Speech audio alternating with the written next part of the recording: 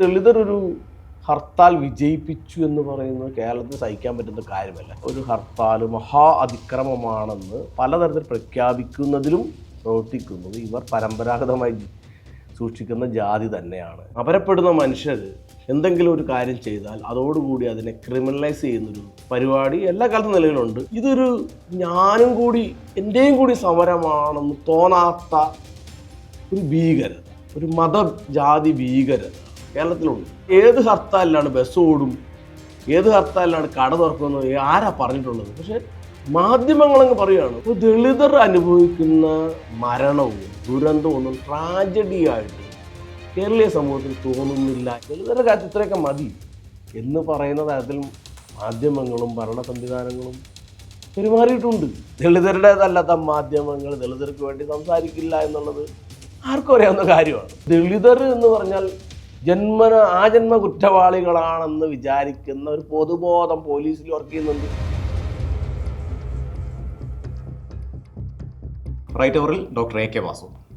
നിതിൻ രാജന് നീതി നൽകുന്നതുമായി ബന്ധപ്പെട്ട് ഒരു ഹർത്താൽ കഴിഞ്ഞ ദിവസം ദളിത് സംഘടനകൾ നടത്തുകയുണ്ടായി. ഒരു 52ഓളം സംഘടനകൾ ചേർന്ന് നടത്തിയ ഒരു ഹർത്താലാണ്. ഈ ഹർത്താലിനോട് ഉള്ള ഒരു പ്രതികരണം എന്ന് പറയുന്നത് മുൻപെങ്ങും ഇല്ലാത്ത തരത്തിലുള്ള ഒരു വിപരീതമായിട്ടുള്ള പ്രതികരണം ഉണ്ടാകുന്നു, വിമർശനങ്ങൾ ഉണ്ടാകുന്നു. അതിനെ എങ്ങനെയാണ് നോക്കിക്കാണുന്നത്? അതായത് ഇപ്പോൾ എല്ലാവർക്കും നടക്കാവുന്ന വഴിയിൽ ദളിതർ നടക്കുമ്പോഴാണ് പ്രശ്നം ഉണ്ടായത്. അതുകൊണ്ടാണ് അയ്യങ്കാളിക്ക് വില്ലുവണ്ടി സമരം നടത്തേണ്ടി വന്നത്. എല്ലാവർക്കും കയറേണ്ടുന്ന വിദ്യാലയത്തിൽ ദളിതർ കയറിയപ്പോഴാണ് അതൊരു പ്രശ്നമാകുന്നത്. അതുകൊണ്ടാണ് അയ്യങ്കാളിക്ക് പാഠം തരിച്ചെടുക്കുന്ന സമരം നടത്തേണ്ടി വരുന്നത്. എല്ലാവർക്കും സാമാന്യമായി വസ്ത്രം ധരിക്കാവുന്ന സമയത്ത് ദളിത് സ്ത്രീകൾക്ക് വസ്ത്രം ധരിക്കാത്ത സമയത്താണ് അയ്യങ്കാളിക്ക് കല്ലുമാല ബഹിഷ്കരണ സമരം നടത്തേണ്ടി വരുന്നത്. അതുകൊണ്ട് എല്ലാവർക്കും, അതായത് BJPക്കാവാം, LDF UDF എല്ലാവരും ഹർത്താൽ നടത്തുകയും എല്ലാവരും ഹർത്താൽ വിജയിപ്പിക്കാൻ വേണ്ടി അവരുടേതായ രീതിയിലുള്ള പ്രവർത്തനം നടത്തുകയും ചെയ്യുമ്പോൾ അതിനെ സഹിഷ്ണുതയോടെ കാണുന്ന ഈ സമൂഹം ദളിതർ നടത്തിയ ഒരു ഹർത്താൽ മഹാ അതിക്രമമാണെന്ന് പലതരത്തിൽ പ്രഖ്യാപിക്കുന്നതിലും പ്രവർത്തിക്കുന്നത് ഇവർ പരമ്പരാഗതമായി സൂക്ഷിക്കുന്ന ജാതി തന്നെയാണ് എന്നാണ് എനിക്ക് മനസ്സിലാക്കാൻ കഴിഞ്ഞിട്ടുള്ളത്. ഹർത്താൽ എന്ന് പറയുന്നത് പൊതുസമൂഹത്തോടുള്ളൊരു അതിക്രമം എന്ന മട്ടിലാണ് നറേറ്റീവുകളൊക്കെ വന്നത്. ഇപ്പോൾ സോഷ്യൽ മീഡിയയിലായാലും അല്ലെങ്കിൽ പൊതുസമൂഹത്തിലുണ്ടാകുന്ന ചർച്ചകളിലായാലും മീഡിയയിലായാൽ പോലും അത്തരത്തിലുള്ളൊരു ചർച്ചയാണ് ഉയർന്നു വന്നത്. അതിനെങ്ങനെയാണ് കാണുന്നത്? അത് സമരരൂപങ്ങൾ എപ്പോഴും ഒരു എല്ലാ സമരങ്ങളും, ഇപ്പോൾ സഹന സമരമാണെങ്കിൽ പോലും എല്ലാ സമരങ്ങളും ഈ നിലവിലുള്ള എസ്റ്റാബ്ലിഷ്മെൻറ്റുകൾക്കെതിരായിരിക്കും. അതിപ്പോൾ ഏത് പ്രസ്ഥാനം നടത്തിയ സമരങ്ങളും നമ്മൾ പരിശോധിച്ചാൽ നമുക്ക് ഗാന്ധി നടത്തിയ സമരങ്ങൾക്ക് പോലും ഇത്തരം ചില നിയമലംഘനങ്ങളുടെ ചരിത്രമുണ്ട്. ഉപ്പ് കുറുക്കരുതെന്ന് ഗവൺമെൻറ് പറഞ്ഞ ഉപ്പ് കുറുക്കിക്കൊണ്ടാണ് ഗാന്ധിജി പോലും സമരം നടത്തിയത്. അതുകൊണ്ട് എല്ലാ സമരങ്ങൾക്കും സ്വാഭാവികമായും എസ്റ്റാബ്ലിഷ്മെൻറ്റുകൾക്കെതിരെ നടത്തുന്ന ഒരു വിയോജിപ്പ് പ്രധാനമാണ്. ആ വിയോജിപ്പ് എന്ന് പറയുന്നത് അവർ ദേശവിരുദ്ധരായിട്ടല്ല, മറിച്ച് ദേശത്ത് ഞങ്ങൾക്കും ജീവിക്കേണ്ടതുണ്ട്, അതുകൊണ്ട് ഞങ്ങളെ ഒന്ന് നോക്കണം, അല്ലെങ്കിൽ ഞങ്ങളെ പരിഗണിക്കണം എന്ന് പറയുന്നതിന് വേണ്ടി നടത്തുന്ന അവരുടെ ഒരു ശ്രമങ്ങൾ എന്ന നിലയ്ക്ക് എല്ലാവരും അംഗീകരിച്ചിട്ടുണ്ട്. അതായത് ആദിവാസികൾക്ക് അവരുടെ ജീവിതം നിലനിർത്തണമെന്ന് പറഞ്ഞുകൊണ്ട് CK ജാനുവിൻ്റെയും ഗീതാനന്ദ മാഷിൻ്റെയും സണ്ണിയം കവിക്കാരുടെ നേതൃത്വത്തിൽ സെക്രട്ടേറിയറ്റ് പഠിക്കൽ കുടിൽകെട്ടി സമരം നടത്തിയപ്പോൾ ഇനി സെക്രട്ടേറിയറ്റ് പഠിക്കൽ ഒരു സ്റ്റേജ് പോലും ഇടരുതെന്ന് പറഞ്ഞുകൊണ്ട് കേരളത്തിലെ സെക്രട്ടേറിയറ്റ് പഠിക്കലുള്ള സമരങ്ങൾ നിരോധിച്ച് നമുക്കറിയാം. അപ്പോൾ അതുവരെ മുഴുവൻ രാഷ്ട്രീയ പ്രസ്ഥാനങ്ങളും സമരം നടത്തുകയും സെക്രട്ടേറിയറ്റ് പഠിക്കൽ മൊത്തത്തിൽ സ്റ്റേജാക്കി മാറ്റുകയും ചെയ്തത് പിന്നെ എന്നേക്കുമായിട്ട് ഒഴിവാക്കും നമ്മൾ കാണുന്നുണ്ട്. അതായത് ദളിതർ അല്ലെങ്കിൽ ആദിവാസികൾ അല്ലെങ്കിൽ അപരപ്പെടുന്ന മനുഷ്യർ എന്തെങ്കിലും ഒരു കാര്യം ചെയ്താൽ അതോടുകൂടി അതിനെ ക്രിമിനലൈസ് ചെയ്യുന്നൊരു പരിപാടി എല്ലാ കാലത്തും നിലവിലുണ്ട്. അതുതന്നെയാണ് ഇന്നലെ നടന്ന ഹർത്താൽ സംബന്ധിച്ചുണ്ടാവുന്ന ഈ ഹർത്താലിൽ എത്രയോ മോശമായ കാര്യങ്ങൾ കേരളത്തിൽ നടന്നിട്ടുണ്ട്.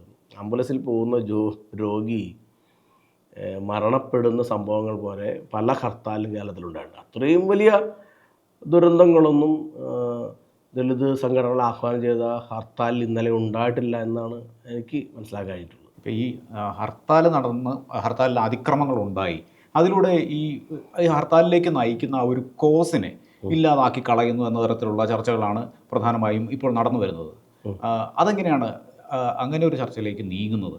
ഈ ഹർത്താലിലേക്ക് നടക്കുന്ന കോസ് പൊതു സമൂഹം എങ്ങനെയാണ് കണ്ടത് എന്നുള്ളത് നമുക്ക് സാധാരണ മനുഷ്യർക്ക് അവരുടെ ദൈനംദിന ജീവിതത്തെ നോക്കി കണ്ടാൽ മനസ്സിലാവും. ഇപ്പോൾ നിതിൻ രാജൻ്റെ മരണം അതൊരു ലോൺ ആപ്പിൻ്റെ വിഷയമായി ചുരുക്കിക്കെട്ടാനാണ് ഫസ്റ്റ് ടൈം തന്നെ കേരളത്തിലെ സംവിധാനങ്ങൾ ശ്രമിച്ചത്. ഇത് പുതിയൊരു കാര്യമല്ല. ഇപ്പോൾ 2003 രജനീയസ് ആനന്ദ് പഠിക്കാൻ കഴിയാതെ അടൂർ അയ്യച്ചാടി എഞ്ചിനീയറിംഗ് കോളേജിലെ രജനീയസ് ആനന്ദ് പറയുന്ന വിദ്യാർത്ഥിനി പരീക്ഷ തിരുവനന്തപുരത്ത് സെക്രട്ടറി തൊട്ട് താഴെ പരീക്ഷാ ഭവൻ്റെ മുകളിൽ നിന്നും ചാടി ആത്മബലി നടത്തുന്നു രജനീയസ് ആനന്ദ്. ഫസ്റ്റ് ടൈം കേരളത്തിലെ ഭരണ സംവിധാനം ചെയ്തത് അവൾ കന്യകയാണോ എന്ന് പരിശോധിക്കുക. ആദ്യം അവൾ കന്യകയാണോ? കാരണം അവൾക്കുടെ പ്രശ്നങ്ങൾ ഒരുപാടുണ്ട്. അവളെ രജനിയുടെ അടൂർ അയ്യച്ചാടി എന്ന് പറയുന്ന സ്ഥാപനത്തിൻ്റെ നിഷേധം, അവിടുത്തെ ഹോസ്റ്റലിലെ നിഷേധം, പട്ടികജാതി വികസന വകുപ്പ് കൃത്യമായി പൈസ കൊടുക്കാത്ത നിഷേധം, സമീപിച്ച ബാങ്കിൻ്റെ നിഷേധം, എന്നാൽ സ്വന്തം നാട്ടിലേക്ക് ഒരു കോളേജിലേക്ക് മാറ്റി കിട്ടുമോ എന്ന് അന്വേഷിക്കാൻ വേണ്ടി പരീക്ഷ കൺട്രോൾ ബോർഡിൻ്റെ നിഷേധം, ഇതിൻ്റെ എല്ലാം പീക്കിലാണ് രജനീഷ് ആനന്ദ് ആത്മഹത്യ ചെയ്തത്. ഫസ്റ്റ് ടൈം നമ്മുടെ ഭരണ സംവിധാനങ്ങൾ ആലോചിച്ചത് ഈ പെൺകുട്ടി വെർജിനാണോ, ഇവള് മരിക്കുന്നതിൽ വേറെ എന്തെങ്കിലും കാരണമുണ്ടോ എന്ന് അന്വേഷിച്ചാണ് കേരളം. ഞാനന്ന് MPhil വിദ്യാർത്ഥിയായിട്ട് തിരുവനന്തപുരത്തുണ്ട്. അപ്പോൾ നമുക്കറിയാം അപ്പോൾ അതിൻ്റെ പിന്നിൽ നടന്ന കാര്യങ്ങളെല്ലാം ഇതുതന്നെയാണ്. ഈ 2026 നിതിൻ രാജ് എന്ന വിദ്യാർത്ഥി ജാതി പീഡനം കൊണ്ടും നിരന്തരമായ ടോർച്ചറും കൊണ്ടും ആണ് മരിച്ചതെന്ന് അവരുടെ സഹപാഠികളും വീട്ടുകാരും നിരന്തരം പറയുമ്പോൾ പോലും ഒരു ലോണാപ്പിൻ്റെ പേരിൽ കെട്ടിവെക്കാൻ ശ്രമിക്കുന്ന ഈ സംഭവത്തെ ഇപ്പോൾ ഈ കഴിഞ്ഞ ദിവസം വന്ന ഇത് കണ്ടാൽ എന്താ ഹണി ട്രാപ്പ് എന്നൊക്കെ പറഞ്ഞിട്ട് റാം വീണ്ടും മരിച്ചുപോയ ശവശരീരത്തെ വീണ്ടും അനാദരിക്കുന്ന ഭീകരതയാണ് പ്രവർത്തിക്കുന്നത്. ഇതിനെ അങ്ങനെ തന്നെ വിഴുങ്ങി വെക്കാൻ ദളിതരുടെ വിഷയം വരുമ്പോൾ പൊതുസമൂഹത്തിന് കഴിയുന്നു എന്നുള്ളത് മഹാദുരന്തമാണ്. അതുകൊണ്ടാണ് ഇതൊരു പൊതുവിഷയമാണ്. ഇപ്പോൾ പല സ്ഥാപനങ്ങളിലെ സ്ത്രീകൾ അനുഭവിക്കുന്നുണ്ട്, സവർണരും അല്ലാത്തവരുമായ സ്ത്രീകൾ അനുഭവിക്കുന്നുണ്ട്. പല സ്ഥലത്തും ഗൈഡുകൾമാരുടെ ഇടയിൽ നിന്ന്, യൂണിവേഴ്സിറ്റിയിലെ പ്രൊഫസർമാരുടെ ഇടയിൽ നിന്നൊക്കെ സ്ത്രീകൾ ഒരുപാട് പ്രശ്നങ്ങൾ അനുഭവിക്കുന്നുണ്ട്. പലതരത്തിൽ വ്യത്യസ്ത മനുഷ്യർ അനുഭവിക്കുന്നുണ്ട്. അപ്പോൾ അതിനകത്ത് ജാതി മാത്രം എന്ന് പറയാൻ പറ്റില്ല.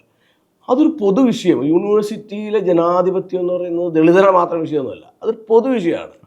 ഇതൊരു ഞാനും കൂടി എൻ്റെയും കൂടി സമരമാണെന്ന് തോന്നാത്ത ഒരു ഭീകരത, ഒരു മതജാതി ഭീകരത കേരളത്തിലുണ്ട്. ഇതാണ് നമ്മൾ ഏറ്റവും മനസ്സിലാക്കേണ്ടത്. ഞാൻ എൻ്റെ വ്യക്തിപരമായ അനുഭവം പറയും. ഞാൻ എൻ്റെ സ്ഥാപനത്തിൽ വർക്ക് ചെയ്യുമ്പോൾ ഞാൻ നാളെ വരില്ല എന്ന് പറയും. നാളെ വരില്ല എന്ന് പറയുമ്പോൾ എന്താണ്? നാളെ ഹർത്താലാണ്. ഹർത്താലോ? ഏത് ഹർത്താലോ? അപ്പോൾ ഇവിടുത്തെ പ്രബലമായ ഒരു രാഷ്ട്രീയ പ്രസ്ഥാനം നടത്തുന്ന ഹർത്താലാണെങ്കിൽ ഇവർ നാളെ വരില്ല എന്ന് പറയും. പക്ഷെ നാളെ ഞാൻ വരും എന്ന് പറയുന്ന ഇവരുടെ മനസ്സിൽ നിൽക്കുന്നത് ദളിതർ നടത്തുന്ന ഹർത്താൽ, ദളിത് എന്ന വാക്കിനെ തന്നെ ലളിത് എന്ന് മാറ്റി വായിക്കാനുള്ള ശേഷി സമൂഹത്തിനുണ്ട്. അതിൽ വലിയ കാര്യമൊന്നുമില്ല. ബസ്സൊക്കെ ഓടും. ഇപ്പോൾ ഏത് ഹർത്താലിലാണ് ബസ് ഓടും, ഏത് ഹർത്താലിലാണ് കട തുറക്കുന്നത്, ആരാ പറഞ്ഞിട്ടുള്ളത്? പക്ഷെ മാധ്യമങ്ങളങ്ങ് പറയുകയാണ് നാളെ ബസ് ഓടും, നാളെ കടകൾ തുറക്കുമെന്ന് മാധ്യമങ്ങൾ ആണ് പറയുകയാണ്. ആളുകൾ ഇറങ്ങുവാണ്. ഇവിടെ ഈ പരീക്ഷയ്ക്ക് ഹാജരായില്ല എന്ന് പറഞ്ഞപ്പോൾ ഞാനൊക്കെ തന്നെ ഹർത്താൽ പ്രഖ്യാപിച്ച തലേ ദിവസം നാളെ ഹർത്താലാണ്. ഇത് ആകെ 12 മണിക്കൂർ നടന്ന ഹർത്താലാണ്, 24 മണിക്കൂർ ഹർത്താലല്ല. നാളെ ഹർത്താലാണെങ്കിൽ ഞാൻ അവിടെ പോയി, എൻ്റെ മകനോ അല്ലെങ്കിൽ ഞാനോ ആണെങ്കിൽ അവിടെ പോയി പരീക്ഷാ ഭവൻ്റെ അടുത്ത് പോയിട്ട് പരീക്ഷ എവിടെയാണെന്ന് നടക്കണം അവിടെ പോയി മുറി എടുത്ത് താമസിച്ചാൽ പരീക്ഷയ്ക്ക് ഹാജരാകും. അല്ലെങ്കിൽ എനിക്ക് നാളെ ഒരു ചികിത്സാ സംഭവം ഒരുപക്ഷെ ഡോക്ടറെ അല്ലെങ്കിൽ ആരെ വിളിച്ച് മാറ്റി വയ്ക്കും. അല്ലെങ്കിൽ അവിടെ ആശുപത്രിക്ക് അടുത്ത് നമ്മുടെ മെഡിക്കൽ കോളേജിലേക്ക് അടുത്ത് നോക്കിയാൽ അറിയാം എത്രയോ റൂമുകൾ ഇങ്ങനെ താമസിക്കാനുണ്ട്. ആളുകളിങ്ങനെ അവിടെ പോയി താമസിച്ച് ചെയ്യും. പക്ഷേ ദളിതർ നടത്തുന്ന ഹർത്താൽ വണ്ടിയും ഓടും, കടയും തുറക്കും, എല്ലാം സ്മൂത്താവും എന്ന് വിചാരിക്കുന്നത് തന്നെ കേരളത്തിൻ്റെ പൊതുബോധത്തിൽ ദളിതർ എന്ന് പറയുന്ന സംവർഗത്തോടുള്ള പുച്ഛവും കുറഞ്ഞു കാണലുമാണ് പ്രവർത്തിച്ചത്. ഈ കുറഞ്ഞു കാണലാണ് എന്തെങ്കിലും ചെറിയ പ്രശ്നങ്ങൾ ഉണ്ടാക്കിയിട്ടുണ്ടെങ്കിൽ ഈ കുറച്ച് കാണുന്നത് വളരെ മനുഷ്യർ ചെറുതായി കാണുന്നതിൻ്റെ പ്രശ്നമാണ് അവരനുഭവിച്ചത്.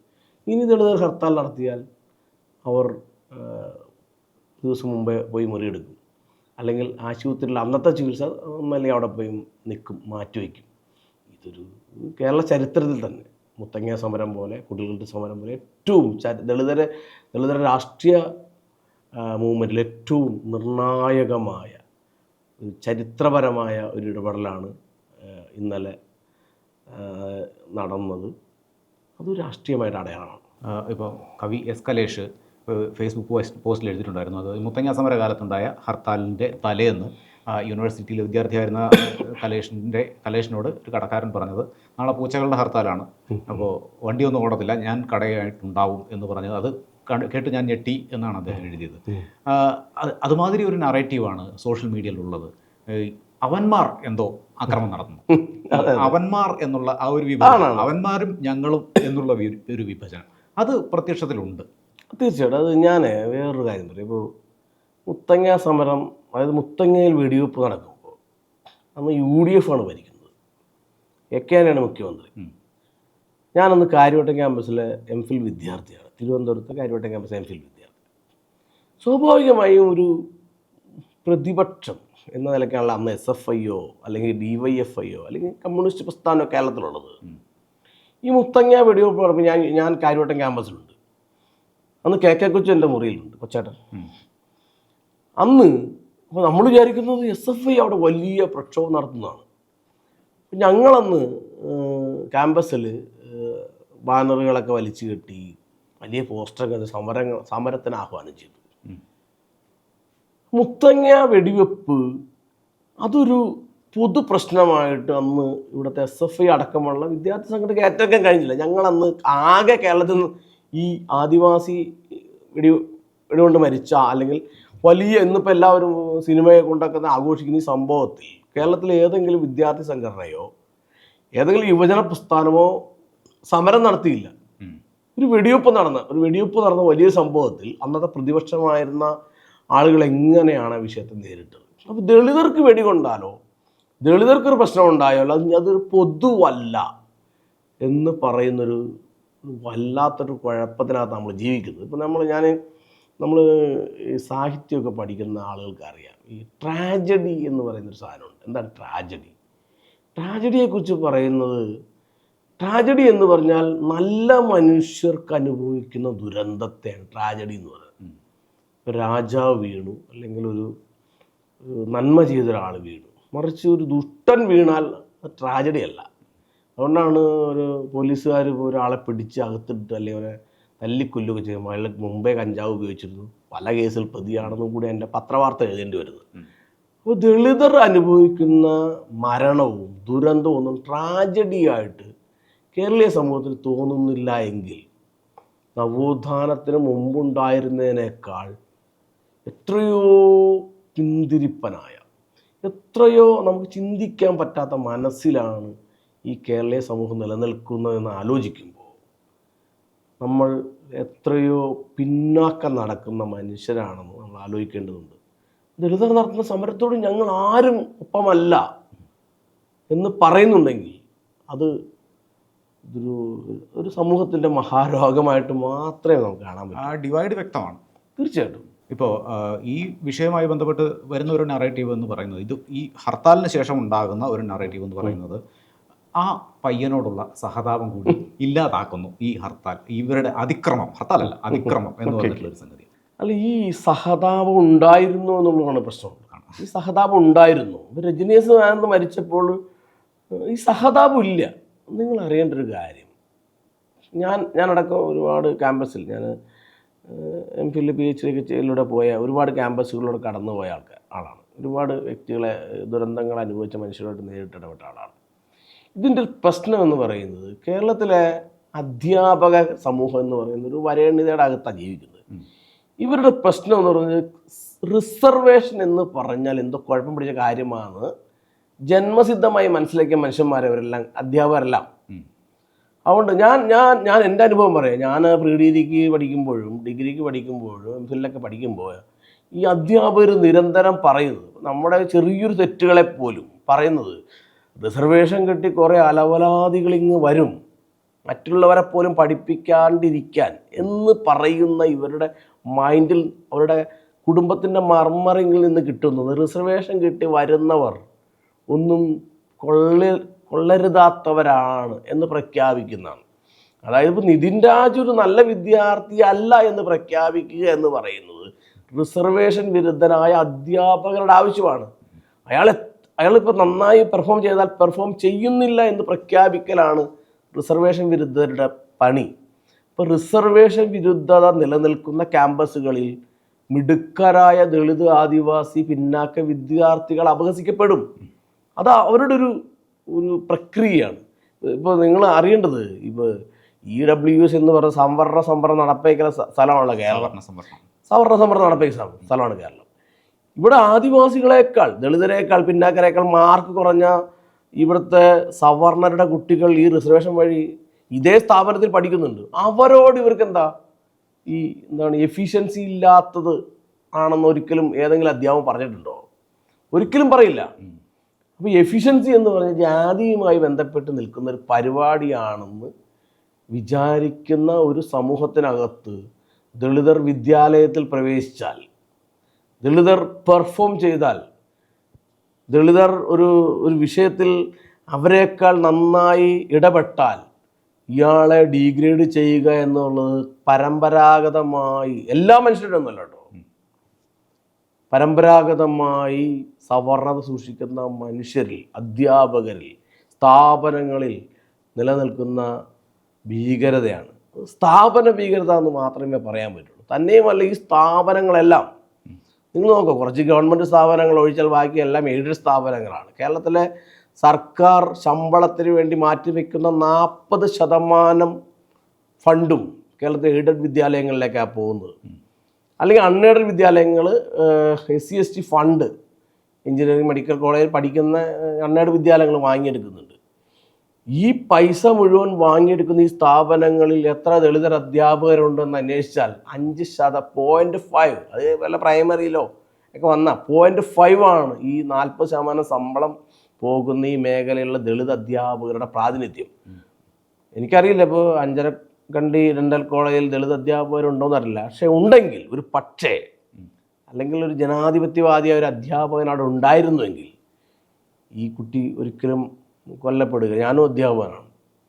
ഒരു 15,000 രൂപ പ്രശ്നം ഒരു കുട്ടിക്കുണ്ടെങ്കിൽ ഞാനത് എൻ്റെ കയ്യിൽ നിന്ന് എടുത്തു കൊടുക്കും, അല്ലെങ്കിൽ എൻ്റെ സഹപ്രവർത്തകരോട് ചോദിച്ചു നമുക്ക് പരിഹരിക്കാമെന്ന് പറയും. മറിച്ച് ഒരു കുട്ടിയെ മരണത്തിലേക്ക് തള്ളിവിട്ടുവെങ്കിൽ അത് അവരുടെ സഹാനുഭൂതി ഇല്ലായ്മയാണ്. അവരധ്യാപകരല്ല എന്ന് പ്രഖ്യാപിക്കുന്നതാണ്. അധ്യാപനം എന്ന് പറയുന്നത് എന്തെങ്കിലും കാര്യങ്ങൾ, അതായത് ടെക്നിക്കലായ കാര്യങ്ങൾ കുട്ടികളിലേക്ക് ഇങ്ങനെ പകർന്നു കൊടുക്കലല്ല, അവരെ ചേർത്ത് നിർത്തലാണ്. അതിന് പറ്റാത്ത ഈ മനുഷ്യരെ, പ്രത്യേകിച്ച് ടെക്നിക്കൽ സ്ഥാപനങ്ങളിലെ വിവരമില്ലാത്ത ഇത്തരം അധ്യാപകരെ കൃത്യമായി മോണിറ്റർ ചെയ്യുകയും അവരെ നോക്കുകയും ചെയ്തില്ല എങ്കിൽ നിതിൻ രാജുമാർ കേരളത്തിൽ ഇനിയും ആവർത്തിക്കപ്പെടും. ഇത് ഫുൾ സ്റ്റോപ്പ് എന്ന് പറയുന്ന കാര്യമൊന്നുമല്ല. കാരണം എല്ലാവരും മനസ്സുകൊണ്ട് ഈ റാമിനും സംഗീതയ്ക്കൊക്കെ ഒപ്പമാണ്. നിതിനൊപ്പം ഉണ്ടോ നിങ്ങൾ എന്ന് ചോദിക്കുമ്പോഴാണ് ഇനിയും നിതിന്മാർ തുടരുമെന്ന് നമുക്ക് മനസ്സിലാവുന്നത്. ഈ നിതിൻ്റെ മരണവുമായി ബന്ധപ്പെട്ട് ഇപ്പോൾ ആദ്യഘട്ടത്തിൽ പോലീസായാലും പിന്നീട് മാധ്യമങ്ങളായാലും ഏറ്റുപിടിക്കുന്ന ഒരു പ്രധാന സംഗതി എന്ന് പറയുന്നത് ഇതൊരു ലോൺ ആപ്പുമായി ബന്ധപ്പെട്ട കഥയാണ് എന്നുള്ളതാണ്. ഇപ്പോൾ ഈ ഹർത്താലിനോടനുബന്ധിച്ചുള്ള വിമർശനങ്ങൾ വലിയ തോതിൽ ഉണ്ടാകുമ്പോഴും, വിമർശനം എന്ന വാക്ക് ഉപയോഗിക്കാമോ എന്ന് എനിക്കറിയില്ല, അപ്പോൾ പോലും ഈ ലോൺ ആപ്പുമായി ബന്ധപ്പെട്ട കഥയ്ക്കാണ് ഏറ്റവും കൂടുതൽ പ്രാധാന്യം കിട്ടുന്നത്. ഈ ജാതി അല്ലെങ്കിൽ ജാതി വിവേചനം ഇതിൽ ഉണ്ടാകുന്നു എന്ന് പറയുന്നത് ഇപ്പോൾ താങ്കൾ പറഞ്ഞ ആ ഒരു പോയിന്റിലാണ് എന്ന് കരുതുന്നു. ഈ ജാതി വിവേചനം ഉണ്ട് എന്ന് ഈ പൊതുസമൂഹത്തിന് മനസ്സിലാകാത്തത് എന്തുകൊണ്ടാണ്? എങ്ങനെയാണ് ജാതി ഇതിൽ പ്രവർത്തിക്കുന്നത്? ഇത് നമ്മുടെ ഒരു, പ്രത്യേകിച്ച് കേരളത്തിൻ്റെ ഒരു നറേറ്റീവിനകത്ത് ഇവിടെ നമുക്ക് ജാതിയില്ല എന്ന് പറയുന്നൊരു വലിയൊരു ഇതാക്കിയ സ്ഥലമാണ്. അപ്പം ജാതി ഉണ്ടോ എന്ന് ചോദിച്ചാൽ ഈ ജാതി മർദ്ദനമാണ് ജാതി എന്ന് തെറ്റിദ്ധരിക്കുന്ന ആളാണ്. നമ്മൾ എപ്പോഴാണ് നമ്മളിൽ ജാതി പ്രവർത്തിക്കുന്നതെന്ന് ചോദിച്ചാൽ, നമ്മൾ നിരന്തരം ഇപ്പോൾ നമ്മളെല്ലാം സാമൂഹ്യ മനുഷ്യരാണ്, നമ്മൾ ഒരുമിച്ച് ജീവിക്കുന്നു, ഒരുമിച്ച് വർത്തമാനം പറയുന്നു. എവിടെയാണ് ജാതി പ്രവർത്തിക്കുന്നത് എന്ന് ചോദിച്ചാൽ, ഒരു കല്യാണം ആലോചിക്കുമ്പോൾ, അല്ലെങ്കിൽ ഒരു അഡ്മിഷൻ കിട്ടുമ്പോൾ, ഈ അഡ്മിഷൻ കിട്ടുമ്പോൾ പൊതുവേ എനിക്ക് തോന്നിയിട്ടുള്ള കാര്യം, ഈ സംവരണ വിരുദ്ധയുടെ പ്രശ്നം വെച്ചാൽ നിനക്കൊക്കെ ജോലി കിട്ടാൻ എന്തൊരു സുഖ, ഇതൊരു പൊതുബോധത്തിനകത്ത് കിടക്കുന്ന കാര്യമാണ്. മറിച്ച് ഇത് കാലങ്ങളായി ഇവർ അനുഭവിച്ച ഒരു ഇടത്തേക്ക് ഒരു മനുഷ്യൻ ചെല്ലുന്നു എന്നല്ലാതെ, അല്ലെങ്കിൽ റിസർവേഷൻ ഇല്ലാത്ത കാലത്ത് ഇവർ മാത്രമേ അവിടെ ഉണ്ടായിരുന്നുള്ളൂ. റിസർവേഷൻ വന്നപ്പോഴാണല്ലോ എല്ലാവരും വരുന്നത്. ഇപ്പോൾ നിങ്ങൾ എയ്ഡഡ് സ്ഥാപനങ്ങളിൽ NSSൻ്റെ സ്ഥാപനമാണെങ്കിൽ നായന്മാർ മാത്രമേ ഉള്ളൂ, SN ഇപ്പോഴാണെങ്കിൽ SN ശ്രീനാരായണ മാത്രമേ ഉള്ളൂ, ക്രിസ്ത്യാനികളുടെ എയ്ഡഡ് കോളേജ് സ്കൂളാണെങ്കിൽ അവർ മാത്രമേ ഉള്ളൂ. മറിച്ച് സർക്കാർ സ്ഥാപനത്തിലേക്കാണ് ഒരു പൊതുവായ മനുഷ്യന്മാർ ചെല്ലുന്നത്. അവിടേക്ക് കുറച്ച് ആളുകൾ ചെല്ലുന്നതിനെയാണ് ഇവർ കാണുന്നത്. അപ്പം ജാതി എന്ന് പറയുന്നത് എന്ന് പറഞ്ഞാൽ ഇവരുടെ ഇങ്ങനെ കാല് പിടിച്ച് നിൽക്കുന്ന ആളുകളെയാണ് ഇവർ കാണുന്നത്. അല്ലാതെ അവർക്കൊപ്പമാണ്, തുല്യമാണ് നമ്മൾ എന്ന് പറയുന്നത് സഹിക്കാൻ പറ്റില്ല. മറിച്ച് ഇവരുടെ വീട്ടിലിങ്ങനെ നിന്ന് ഇങ്ങനെ പാത്രമൊക്കെ കഴുകി തമ്പുരാന്നൊക്കെ വിളിച്ച് അല്ലെങ്കിൽ അവരെ തൊഴുന്ന മനുഷ്യരാണ് ഇവർ. തുല്യത എന്ന മലയാളത്തിലെ ഏറ്റവും ഭീകരമായ ഒരു വാക്കാണ് അതുല്യം എന്ന് പറഞ്ഞാൽ. അതുല്യമായ ജീവിതം, ഈ തുല്യതയ്ക്കെതിരാണ് ഈ വാക്ക് അതുല്യമായ മനുഷ്യൻ, അതുല്യനായ. തുല്യത എന്ന് പറഞ്ഞാണ് ജനാധിപത്യം എന്ന് പറയുന്നത്. അപ്പോൾ അതുകൊണ്ട് ഇവരെല്ലാം ജാതി ഉണ്ടെന്ന് സമ്മതിക്കില്ല. മറിച്ച് ഞാൻ പണിക്കരാണ്, ഞാൻ വാര്യരാണ്, ഞാൻ നമ്പൂരിയാണെന്നൊക്കെ ഇവർ തക്കം കിട്ടുന്നിടത്തൊക്കെ പറഞ്ഞുകൊണ്ടേയിരിക്കും. ഇത് പറയാൻ പറ്റുന്ന മനുഷ്യർ ബഹുഭൂരിപക്ഷം കേരളത്തിൽ ജീവിക്കുന്നുണ്ട്. അവരെങ്ങനെ ജീവിക്കുന്നു? എസ് ജോസഫിൻ്റെ കവിതയിൽ പറയുന്ന പോലെ ഒരു കറുത്തവൻ, പൊക്കം കുറഞ്ഞവൻ, പോരെങ്കിലൊരു ദളിതൻ കേരളത്തിൽ എങ്ങനെ ജീവിക്കുന്നു നിങ്ങൾ ആലോചിച്ചിട്ടുണ്ടോ എന്ന് ചോദിക്കുന്നല്ലോ. ഇതൊരു സ്വകാര്യമായൊരു പ്രശ്നമാണ്. അത് മനസ്സിലാക്കുന്നവർക്ക് മാത്രം അറിയാവുന്നൊരു കാര്യമാണ്. രജനീഷ് ആനന്ദ് അതൊക്കെ അനുഭവിച്ചിട്ടുണ്ട്, ഇതിനത് അനുഭവിച്ചിട്ടുണ്ട്. അത് പുറമെ നിന്ന് കാണുന്നവരെ ഇങ്ങനെ തൊണ്ട് പൊളിച്ചൊന്നും അങ്ങനെ കാണിക്കാൻ പറ്റില്ല. ഞാൻ ആ ജാതി ജീവിതത്തിലൂടെ കടന്നു പോകേണ്ടത് എനിക്ക് നന്നായിട്ട് അറിയാം. ഈ ഹർത്താലിൽ നമ്മൾ കണ്ട മറ്റൊരു പ്രധാനപ്പെട്ട ഒരു സംഗതി, മറ്റ് ഹർത്താലുകളിൽ ഇല്ലാത്ത മട്ടിൽ ചില വ്യക്തികൾ, പൊതുജനം എന്ന പേരിൽ ഈ ഹർത്താൽ നടത്തുന്നവർക്കെതിരെ രംഗത്ത് വരുന്ന കാഴ്ചയുണ്ട്. അപ്പോൾ കേരളത്തിൽ പല ഭാഗത്തു നിന്നുള്ള വിഷ്വലുകൾ നമ്മൾ സോഷ്യൽ മീഡിയയിലും മാധ്യമങ്ങളിലടക്കം കണ്ടതാണ്. എന്തുകൊണ്ടാണ് അങ്ങനെ ഒരു സമീപനം ഈ ആളുകളുടെ ഭാഗത്തു നിന്നുണ്ടാകുന്നത്? അത് ഈ ഹർത്താലുകൾ പലയിടത്തും പലതരം അക്രമം കാണിക്കാറുണ്ട്. ഞാൻ ജോലി സമയത്ത് ഞങ്ങൾ ഒരു ദിവസം ഞാനന്ന് എൻ്റെ പ്രൊബേഷൻ ഡിക്ലെയർ ചെയ്തിട്ടില്ല, എൻ്റെ സുഹൃത്തായ വേറൊരാളുടെ പ്രൊബേഷൻ ഡിക്ലെയർ ചെയ്തിട്ടില്ല. സ്വാഭാവികമായിട്ടും നിങ്ങൾ ഹർത്താലാണെങ്കിലും ഈ ജോലിക്ക് ഹാജരായ എന്ന് പറഞ്ഞ് പറ്റുന്ന പ്രിൻസിപ്പൾ പറഞ്ഞപ്പോൾ ഞങ്ങൾ ജോലിക്ക് ഹാജരായി. അതൊരു ഇടതുപക്ഷക്കാരുടെ ഹർത്താലായിരുന്നു. ആ സ്ഥാപനത്തിൽ കയറി വന്ന് പച്ചത്തെറി വിളിച്ചു. ഇത് വിളിച്ചത് ഞാൻ ഇടതുപക്ഷമൊക്കെ വിട്ടുപോകുന്ന മനുഷ്യനാണ്. വേറൊരാൾ, അടുത്ത ആളെന്ന് പറഞ്ഞാൽ അവർ രണ്ടുപേരും ഇടതുപക്ഷക്കാരാണ്. അവർ പോലും ഞെട്ടിപ്പോയി, ഇങ്ങനെയൊക്കെ തെറി വിളിക്കുക. അവിടെ ഇരുന്ന് ഞങ്ങളുടെ വണ്ടിയുടെ എല്ലാം കാറ്റൂരി വിട്ടു. പിന്നെ പച്ച ചീത്ത വിളി, എന്താണ് ഇവിടെയൊക്കെ പരിപാടി എന്നൊക്കെ പറഞ്ഞ് പച്ചത്തെറി വിളിച്ചു. ഇതെല്ലാം ഒന്നും പുറത്തു വരുന്നപ്പോൾ നമ്മൾ ഒരു വിഷയം നടക്കുമ്പോൾ എല്ലായിടത്തും ക്യാമറ ഇല്ലല്ലോ, അന്നത്തെ കാലത്ത് ക്യാമറ ഇല്ലല്ലോ. എല്ലാ ഹർത്താലിലും ഒരുപാട് അടിയിടിയും ബഹളമൊക്കെ കേരളത്തിൽ നടന്നിട്ടുണ്ട്. ബസ്സടക്കം കത്തിച്ചിട്ടുണ്ട്. നമുക്കറിയാം ഏത് പാർട്ടി നടത്തിയ ഹർത്താലിൽ പഴയ പ്രത്യേകിച്ച് ഒരു 90കളിലൊക്കെ, ഞാനൊക്കെ അന്നൊക്കെ SFIയിലൊക്കെ നടന്ന മനുഷ്യരാണ്. 90കളിലെ ഹർത്താലുകളും സമരങ്ങളും എന്നൊക്കെ പറഞ്ഞാൽ ബസ് അടക്കം കത്തിക്കുക, അടിപിടി ഉണ്ടാക്കുക, ഇതിലൂടെയൊക്കെ പോയ മനുഷ്യരാണ് ഞങ്ങളൊക്കെ തന്നെ. അതിനെ ഒരു ഒരു ഹീറോ പരിവേഷത്തിലാണ് അന്ന് കണ്ടിരുന്നത്. കത്തിച്ചാൾ, അടിച്ചാൾ, അടി കൊണ്ട ആൾ എന്നൊക്കെ പറഞ്ഞുകൊണ്ട് ഭയങ്കരമായ പത്രങ്ങൾ ഹൈപ്പ് കൊടുക്കും. പക്ഷേ ഇത് ദളിതരുടെ ഭാഗത്താകുമ്പോഴേക്കും അത് വലിയ പ്രശ്നമായി മാറും. ദളിതർ ചെയ്യുമ്പോൾ അതൊരു പ്രശ്നമായി. അതൊരു ഈ ദേവൻ ഒരാളെ കൊല്ലുമ്പോൾ മഹാസംഭവവും, അസുരനാളെ കൊല്ലുമ്പോൾ അത് പ്രശ്നമാണെന്ന് പറയുന്ന ഒരു ദേവാസുര സങ്കല്പവും അല്ലെങ്കിൽ ശുദ്ധാശുദ്ധ സങ്കല്പമൊക്കെ ആയിട്ട് ബന്ധപ്പെട്ടുന്നൊരു കാര്യമാണ്. അപ്പോൾ നമ്മൾ പ്രത്യേകിച്ച് ദളിതർ ഒരു ഹർത്താൽ വിജയിപ്പിച്ചു എന്ന് പറയുന്നത് കേരളത്തിൽ സഹിക്കാൻ പറ്റുന്ന കാര്യമല്ല. ദളിതർ നിരന്തരമായി പരാജയപ്പെടേണ്ട മനുഷ്യരാണ്. അവർ നടത്തിയ ഹർത്താൽ പരാജയപ്പെട്ടു. വേറൊരു കാര്യം പറയാം, ഇപ്പോൾ സണ്ണിയും കവിക്കാടിന്, മുഖ്യമായും സണ്ണിയും കവിക്കാടാണല്ലോ ഈ ഹർത്താലിനൊരു പ്രധാന, സുരേഷ് കുമാർ സാറ്, അതുപോലെ തന്നെ പ്രധാനപ്പെട്ട മനുഷ്യരായിട്ട് VM വിനോദ് തുടങ്ങിയ ആൾക്കാർ, അല്ലെങ്കിൽ കുറേ ആൾക്കാർ നിന്നു, പ്രധാനപ്പെട്ട ആൾക്കാർ നിന്നു. സണ്ണിയും കവിക്കാടിന് ഒരു സ്ഥാനാർത്ഥിയാവാൻ വേണ്ടിയിട്ട് വൈക്കത്തൊരു ചർച്ച നടത്തിയപ്പോൾ എന്തായിരുന്നു കേരളത്തിൻ്റെ മനോഭാവം? കാരണം അയാൾ ഒന്നിനും കൊള്ളാത്ത ഒരാളാണെന്ന് പ്രഖ്യാപിക്കാൻ എല്ലാ പാർട്ടിക്കാരും ഒന്നിനും കൊള്ളാത്ത ഒരാളാണെന്ന് പ്രഖ്യാപിക്കാൻ വരാണ്. ഒന്നിനും കൊള്ളാത്ത ആളല്ല ഞാൻ, എനിക്ക് കേരളത്തിലൊരു സ്തംഭനമുണ്ടാക്കാൻ കഴിയുമെന്ന് സണ്ണി കവിക്കാട് ഇന്നലെ തെളിയിച്ചു അല്ലേ? സണ്ണി കവിക്കാടിനൊപ്പം ഒരു ജനതയുണ്ട് എന്ന് തെളിയിക്കുകയാണ്. ഇതൊന്നും ആർക്ക് സഹിക്കാൻ പറ്റില്ല. കാരണം ഞങ്ങളാണെല്ലാം, ഞങ്ങൾ, അത് ഇടതുപക്ഷമാവും വലതുപക്ഷമാവും BJP ആരെങ്കിലും അവിടെ, ഞങ്ങളാണെല്ലാം. നിങ്ങൾ ഞങ്ങളുടെ പിന്നാലെ, ഞങ്ങളുടെ അടിമയായിരിക്കണം. നിങ്ങൾ നോക്കി എല്ലാ പാർട്ടിയിലും ഉണ്ടല്ലേ? ദളിത് കോൺഗ്രസ്, പണ്ട് ഇതായിരുന്നു മറ്റേ കർഷക തൊഴിലാളി യൂണിയനായിരുന്നു, അത് പിന്നെ ഇപ്പോൾ PKS ആയി. അതുപോലെ തന്നെ ഇവരുടെ മോർച്ച. ഇങ്ങനെ നിങ്ങളൊരു അനക്സായിരിക്കണം ഞങ്ങളുടെ. നിങ്ങൾക്ക് ബുദ്ധിയൊന്നും വേണ്ട, കൈ മാത്രം മതി. ഞങ്ങൾ ബുദ്ധിയുള്ളവരാണ്, നിങ്ങളുടെ കൈയും കാലും മാത്രം നിങ്ങൾ പ്രവർത്തിച്ചാൽ മതി, ഞങ്ങളെയാണ് ബുദ്ധി. ഇതൊരു സവർണബോധമാണ്. 3 പ്രസ്ഥാനങ്ങളും പുലർത്തുന്ന കൃത്യമായ സവർണബോധം ബൃഹദാഖ്യാനങ്ങളുടെ നമ്മുടെ എല്ലാവരും മനസ്സിലുണ്ട്. അതുകൊണ്ട് ദളിതർ എപ്പോഴും അവരുടെ പിന്നണിയായിരിക്കണം. ഒരിക്കലും ചിന്തിക്കുന്നവർ, അവർ തലച്ചോറ് വേണ്ട. അംബേദ്കറെ കുറിച്ചും അവരങ്ങനെ ചിന്തിക്കുന്നു. അംബേദ്കർ എന്ന് പറഞ്ഞാൽ ദളിതന്മാർക്ക് വേണ്ടി എന്തോ ചെയ്തൊരാളാണ്. അല്ലാതെ ലോകത്തിൻ്റെ തന്നെ ബഹുസ്വര മനുഷ്യർ ജീവിക്കുന്ന ഒരു വ്യത്യസ്ത മനുഷ്യർ ജീവിക്കുന്ന സ്ഥലത്തിൻ്റെ ഒരു ജനാധിപത്യത്തെക്കുറിച്ച് ലോകത്തിന് തന്നെ വലിയ സങ്കല്പം നൽകിയ ആളാണ് അംബേദ്കർ. പക്ഷേ ആൾക്കാർ വെക്കുന്ന ഹരിജനങ്ങൾക്ക് എന്തോ, ദളിതർക്ക് എന്തോ സംവരണം എഴുതിയ ഒരാളാണെന്ന് കുറച്ച് കാണുന്ന ഈ ലോകത്ത് ദളിതരുടെ വിജയങ്ങളെ അത് ഒരു ഭീകരതയോടെ കാണുന്നു. ഇപ്പോൾ നിങ്ങൾ ഈ അടുത്തിടെ ചെറായി രാമദാസിൻ്റെ ഏറ്റവും ഗംഭീരമായ, മനുഷ്യൻ നടത്തിയ ഏറ്റവും ഗംഭീരമായ പഠനം അയ്യങ്കാളി പ്രസ്ഥാനൻ്റെ രേഖകളിലൂടെ, അതിൽ അദ്ദേഹം പറയുന്ന ഏറ്റവും പ്രധാനപ്പെട്ടൊരു കാര്യം, ഉരുട്ടമ്പലത്തിൽ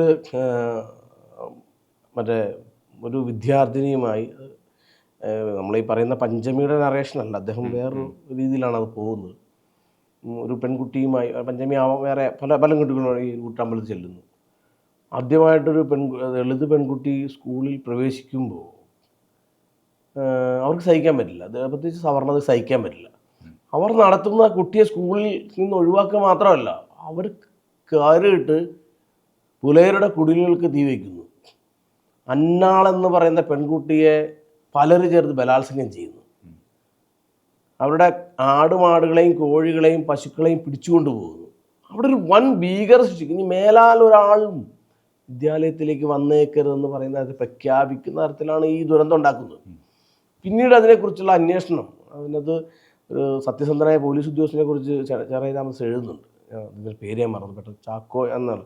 പക്ഷെ അയാളെ ഏറ്റവും മോശപ്പെട്ട ഉദ്യോഗസ്ഥനായിട്ട് പ്രഖ്യാപിച്ചുകൊണ്ട് അവസാനം പറയുന്നത് ദളിത് അല്ല പുലയർ എന്നോ സമ്പർക്കം സ്കൂളിൽ വരരുതെന്നൊന്നും ആരും ആലോചിച്ചിട്ടില്ല, എന്തോ കലാപമൊക്കെ അവിടെ ഉണ്ടായി എന്നൊക്കെ പറഞ്ഞുകൊണ്ട് അവിടെ നടന്ന ഈ കലാപങ്ങളെല്ലാം എഴുതി തള്ളുകയും, ഒരുപക്ഷെ ലോകത്ത് തന്നെ നീതിന്യായ വ്യവസ്ഥ എന്ന് പറഞ്ഞാൽ ഇത്രയും ബോറാണ്, ഇത്രയും ബഫൂണാണ് എന്ന് പ്രഖ്യാപിക്കുന്ന തരത്തിലുള്ള വിധിയാണ് ഈ ഉരുട്ടമ്പലം കലാപം സംബന്ധിച്ച് വന്നത്.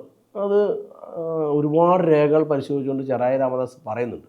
അതുകൊണ്ട് നീതിന്യായ വ്യവസ്ഥ ദളിതരുടെ വിഷയത്തിൽ എന്ത് നിലപാടെടുക്കും എന്നുള്ളത് നമ്മൾ ഈ ഉരുട്ടമ്പലം കലാപത്തോടനുബന്ധിച്ച് മനസ്സിലാക്കിയതാണ്. അതുകൊണ്ട് നീതിന്യായ വ്യവസ്ഥയുടെ കൺസെപ്റ്റിൽ എന്തെങ്കിലും പ്രശ്നങ്ങളുണ്ടോ എന്നുകൂടി നമ്മൾ ചിന്തിക്കേണ്ടതുണ്ട്. അതായത് കാരണം എന്താണ് എന്നുള്ളത് അതിനെ മായ്ച്ചു കളയാനായിട്ട് ഈ പറയുന്ന തരത്തിലുള്ള ഒരു പ്രതിഷേധമോ കലാപത്തെയോ അവർ ഉപയോഗിക്കുന്നു എന്നുള്ളത് അങ്ങനെയല്ലേ മനസ്സിലാക്കേണ്ടത്? തീർച്ചയായിട്ടും. അതായത് ഈ കാരണത്തെ മൊത്തത്തിൽ ഇല്ലാതാക്കി കളയുന്നത്. ഇപ്പോൾ ജാതി ഇവിടെ കേരളത്തിൽ സർവകലാശാല പ്രവർത്തിക്കുന്നുണ്ടോ എന്നാണ് ചോദ്യം. അല്ലെങ്കിൽ കണ്ണൂർ അഞ്ചരക്കണ്ടി ഡെന്റൽ കോളേജിൽ ജാതി പ്രവർത്തിച്ചിട്ടുണ്ടോ എന്നാണ് നമ്മുടെ അന്വേഷണം. പക്ഷേ ഇതെല്ലാം വളരെ പെട്ടെന്ന് മായ്ച്ചു കളയുകയും അതിനെതിരെ നടത്തിയ പ്രക്ഷോഭങ്ങളാണ് കുഴപ്പം എന്ന് പറയുന്ന തരത്തിലേക്കുള്ള നറേഷൻ ഉണ്ടാക്കുന്നു. ഈ നറേഷൻ ഉണ്ടാക്കുന്നതിന് മാധ്യമങ്ങളുടെ പങ്ക് ചെറുതല്ല. മാധ്യമങ്ങൾ അതിനെ, പക്ഷെ ഞാൻ അതിനെ 100% മാധ്യമങ്ങളെ തള്ളിക്കളയും. ഇപ്പം മലയാളം ചാനൽ, മീഡിയ 1, ഏഷ്യാനിലെ തന്നെ ചില ചർച്ചകളിലൊക്കെ ഞാൻ കണ്ടു, ഷെയർ ചെയ്തു. അവരെല്ലാം മാന്യമായിട്ട് ഈ വിഷയത്തിൽ ഇടപെട്ടിട്ടുണ്ട്. പക്ഷേ പൊതുവെ പല മാധ്യമങ്ങളും എത്ര മോശമായിട്ടാണ്. അതിനകത്ത് ചെറിയ, അതായത് ഒരു വലിയ ഒരു പ്രക്ഷോഭങ്ങളിൽ വഴക്കുപിടിയൊക്കെ ഉണ്ടാവും, അതിപ്പോൾ ഏത് സംഘടനയിലുണ്ട്. പക്ഷെ അതിൻ്റെ ചെറിയ മൈന്യൂട്ടായ കാര്യങ്ങൾ മാത്രം എടുത്തുകൊണ്ട് ദളിതരെന്തോ ഇതെന്തോ മഹാസംഭവം കുറ്റം ചെയ്തിരിക്കുന്നു എന്ന് പറഞ്ഞ ഒരു പ്രക്രിയ മാധ്യമങ്ങൾ നടത്തിയിട്ടുണ്ട്. എന്ന് വെച്ചാൽ എല്ലാ മാധ്യമങ്ങളും അങ്ങനെ ചെയ്തെന്ന് പറയാൻ പറ്റില്ല. സപ്പോർട്ട് ചെയ്ത ഒരുപാട് മാധ്യമങ്ങളുണ്ട്. അതുകൊണ്ടാണ് ഈ ഹർത്താൽ വിജയിച്ചതും. അവർ ഹർത്താലിന് ശേഷവും ഈ വിഷയത്തെ നന്നായി സപ്പോർട്ട് ചെയ്ത ആൾക്കാരുണ്ട്. പക്ഷേ ഒരു പൊതുബോധത്തിനകത്തേക്ക് എനിക്ക് തോന്നുന്നു, പ്രത്യേകിച്ച് ചില ആളുകൾ, ശ്രീജിത്ത് പണിക്കരെ പോലുള്ള ആളുകൾ, അവരൊക്കെ എന്ത് മോശമായിട്ട് വിഷയത്തെ കണ്ടത്. ദളിതർ ആ കക്ഷി ഈ നിതിൻ രാജൻ്റെ ഈ ഇൻസ്റ്റിറ്റ്യൂഷണൽ മർഡറിനെ കുറിച്ച് ഒരു വാക്കും വേണ്ടിയില്ല. മറിച്ച് ഇൻസ്റ്റിറ്റ്യൂഷണൽ മർഡറിനെതിരെ നടത്തിയ സമരങ്ങളെക്കുറിച്ച് വലിയ എഴുത്തുകൾ നടത്തുക മാത്രമല്ല, എഴുത്തുകൾ നടത്തുന്നത്, ഞാനത് അതിന് വലിയ കാര്യമായിട്ടൊന്നും കാണുന്ന ആളൊന്നുമല്ല. വലിയൊരു ഇൻ്റലക്ച്വൽ കപ്പാസിറ്റി ഉള്ള ആളൊന്നുമായിട്ട് എനിക്ക് തോന്നിയിട്ടില്ല. മറിച്ച് അയാൾ എഴുതുന്ന ചെറിയ ചെറിയ കാര്യങ്ങളെ ഷെയർ ചെയ്യുന്ന മനുഷ്യരും ലൈക്ക് ചെയ്യുന്ന മനുഷ്യരും കൂടുതലായി വരുന്നുണ്ടെങ്കിൽ ജാതി എന്ന് പറയുന്ന വൈറസ് നമ്മുടെ സമൂഹത്തിൽ അതിഭീകരമായി പെരുകുന്നു എന്നുള്ള ഒരു പേടി എന്നെ സംബന്ധിച്ച് വ്യക്തിപരമായിട്ട് എനിക്കുണ്ട്. കാരണം നമ്മളുണ്ടാക്കിയ ജനാധിപത്യ സമൂഹത്തെക്കുറിച്ചാണ്. പക്ഷേ അതിൽ ഈ സവർണതയുടെ താല്പര്യങ്ങൾ മാത്രം നിരന്തരം ഇങ്ങനെ പ്രഘോഷണം ചെയ്തുകൊണ്ടിരിക്കുന്നു. അതിനെ ആഘോഷിക്കാൻ എനിക്ക് തോന്നുന്നു ഇപ്പോൾ ഈ കേരളത്തിലെ ഈ പറഞ്ഞ സവർണത എന്ന് വെച്ചാൽ 9% വരുന്ന മനുഷ്യന്മാരെ, ബാക്കി എത്രയോ 85% വരുന്ന ഈ പിന്നാക്കരും ദളിതരും മനുഷ്യരൊക്കെ ന്യൂനപക്ഷങ്ങളായ മനുഷ്യരാണ്. അവരുടെ ഉള്ളിൽ പോലും ഈ സവർണതയുടെ ഈ നറേഷൻ മാത്രം ഇങ്ങനെ കയറിക്കിടക്കുന്നുണ്ടെങ്കിൽ അത് ചെറിയ കാര്യമല്ല.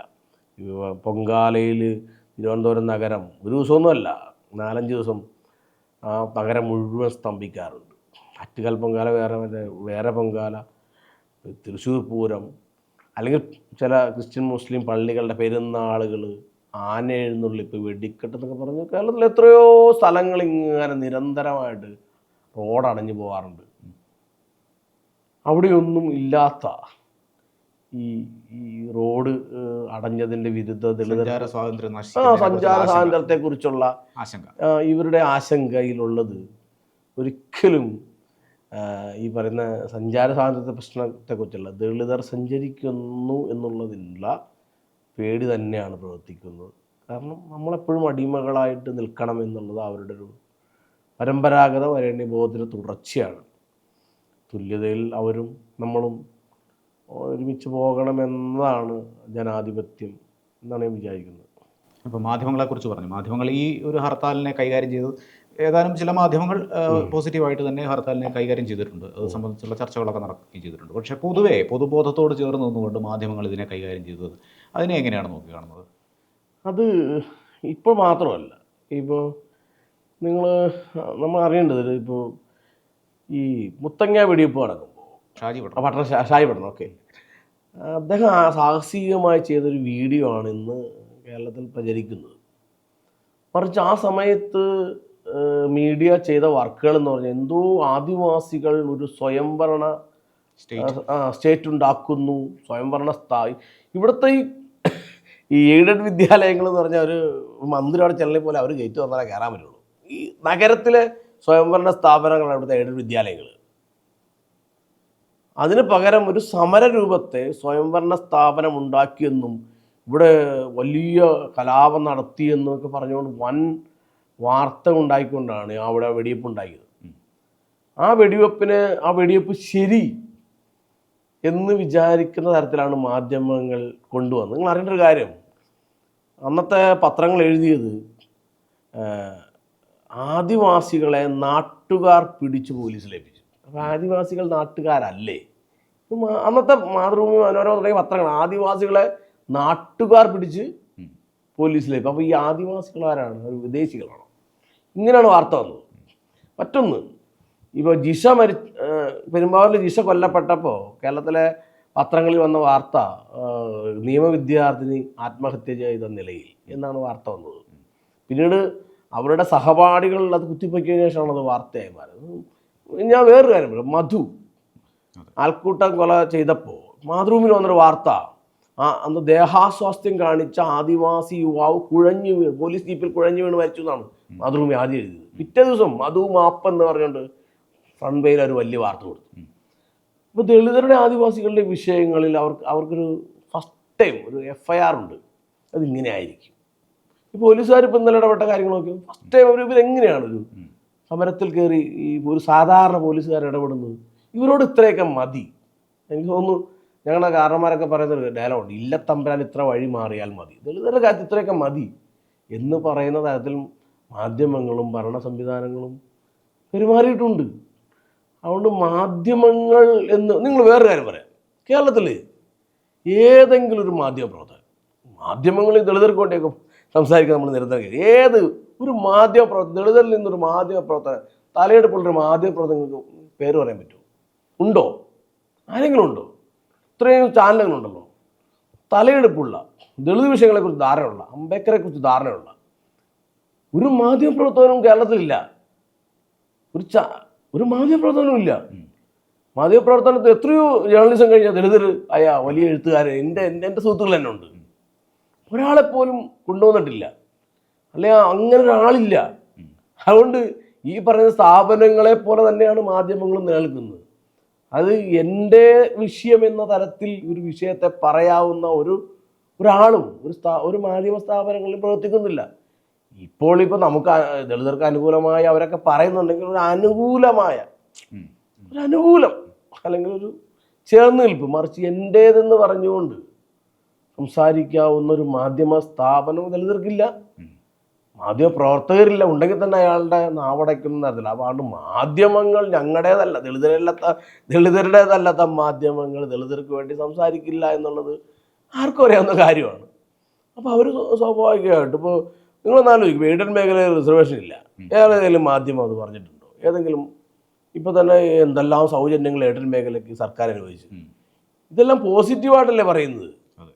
ഇതിനകത്തൊരു ദുരന്തം ഇപ്പോൾ എയ്ഡഡ് മേഖല എന്ന് പറഞ്ഞാൽ 60 ലക്ഷം 80 ലക്ഷം കൈക്കൂലി കൊടുത്താണ്, നോൺ സ്റ്റോപ്പ് കൈക്കൂലിയാണ് എയ്ഡഡ് മേഖല നിയമനം. ഏതെങ്കിലും മാധ്യമങ്ങൾ പറഞ്ഞിട്ടുണ്ടോ? 25,000 പോസ്റ്റ് അനുവദിച്ചു, ഇവിടെ എത്ര കോടി രൂപ കൈക്കൂലി മറിഞ്ഞു? ഇതെന്താ ഇവർ ഭയങ്കര ജേർണലിസ്റ്റാണ്, ഭയങ്കര ജേർണലിസമാണ്, എന്താ പറയുക, അന്വേഷണാത്മക ജേർണലിസമാണ്. ഇത്രയും സ്ഥലത്ത് എത്രയോ കോടി രൂപ ഈ നിയമനങ്ങളിൽ കോടിയായിട്ട് മറിഞ്ഞു ഒരാളും പറഞ്ഞിട്ടില്ലല്ലോ, ഒരാളും പറഞ്ഞിട്ടില്ല. അതായത് ഇവരെല്ലാം സ്ഥാപനവൽകൃതമായ ഭരണകൂടത്തിൻ്റെ ഒപ്പമോ അല്ലെങ്കിൽ മത സ്ഥാപനങ്ങൾക്കൊപ്പമോ അല്ലെങ്കിൽ ഈ പരമ്പരാഗതമായ ജാതി ബോധത്തിനൊപ്പമോ നിലനിൽക്കുന്നൊരു മാധ്യമ സ്ഥാപനങ്ങളാണ് നിലനിൽക്കുന്നത്. കുറച്ചെങ്കിലും വ്യത്യാസം കാണിച്ച മീഡിയ ഒന്നാണ്, കുറച്ചെങ്കിലും. അവിടെയും എനിക്ക് തോന്നുന്നത് ദളിതരിൽ നിന്ന് അങ്ങനെ ഒരു മാധ്യമപ്രവർത്തകർ മീഡിയ ഒന്നുണ്ടോ എന്ന് എനിക്കറിയില്ല, ഞാൻ ശ്രദ്ധിച്ചില്ല. തീർച്ചയായും ഈ പ്രാതിനിധ്യം എന്ന് പറയുന്നത് വളരെ പ്രധാനപ്പെട്ട കാര്യമാണ്. മീഡിയയിൽ പ്രാതിനിധ്യമില്ല, അതുകൊണ്ട് അവരുടെ സങ്കല്പങ്ങൾക്കനുസരിച്ച് വാർത്തകളുണ്ടാകുന്നു, അവർ പ്രചരിപ്പിച്ചുകൊണ്ടിരിക്കുന്നു.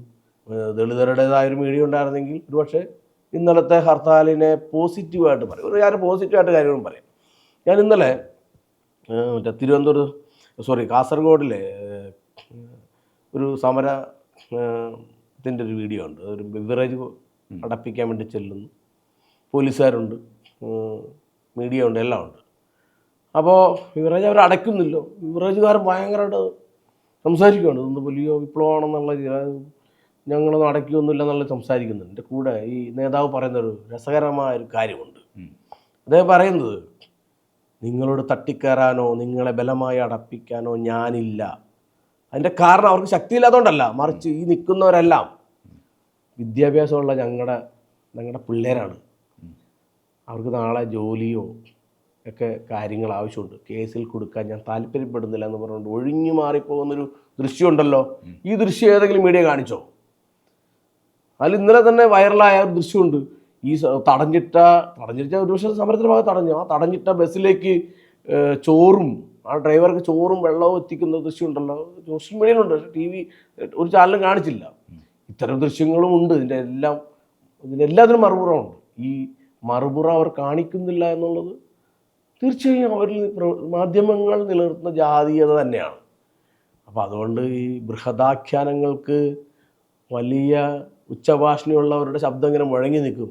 പക്ഷേ ഈ ശബ്ദമൊന്നും എല്ലാ കാലത്തും ഒരേപോലെ നിൽക്കുന്നൊന്നും നമുക്ക് വിചാരിക്കേണ്ട കാര്യമില്ല. അംബേദ്കർ പറഞ്ഞ പോലെ എൻ്റെ സമുദായം എന്ന് പറയുന്നത് ഉറങ്ങുന്നൊരു സിംഹമാണ്.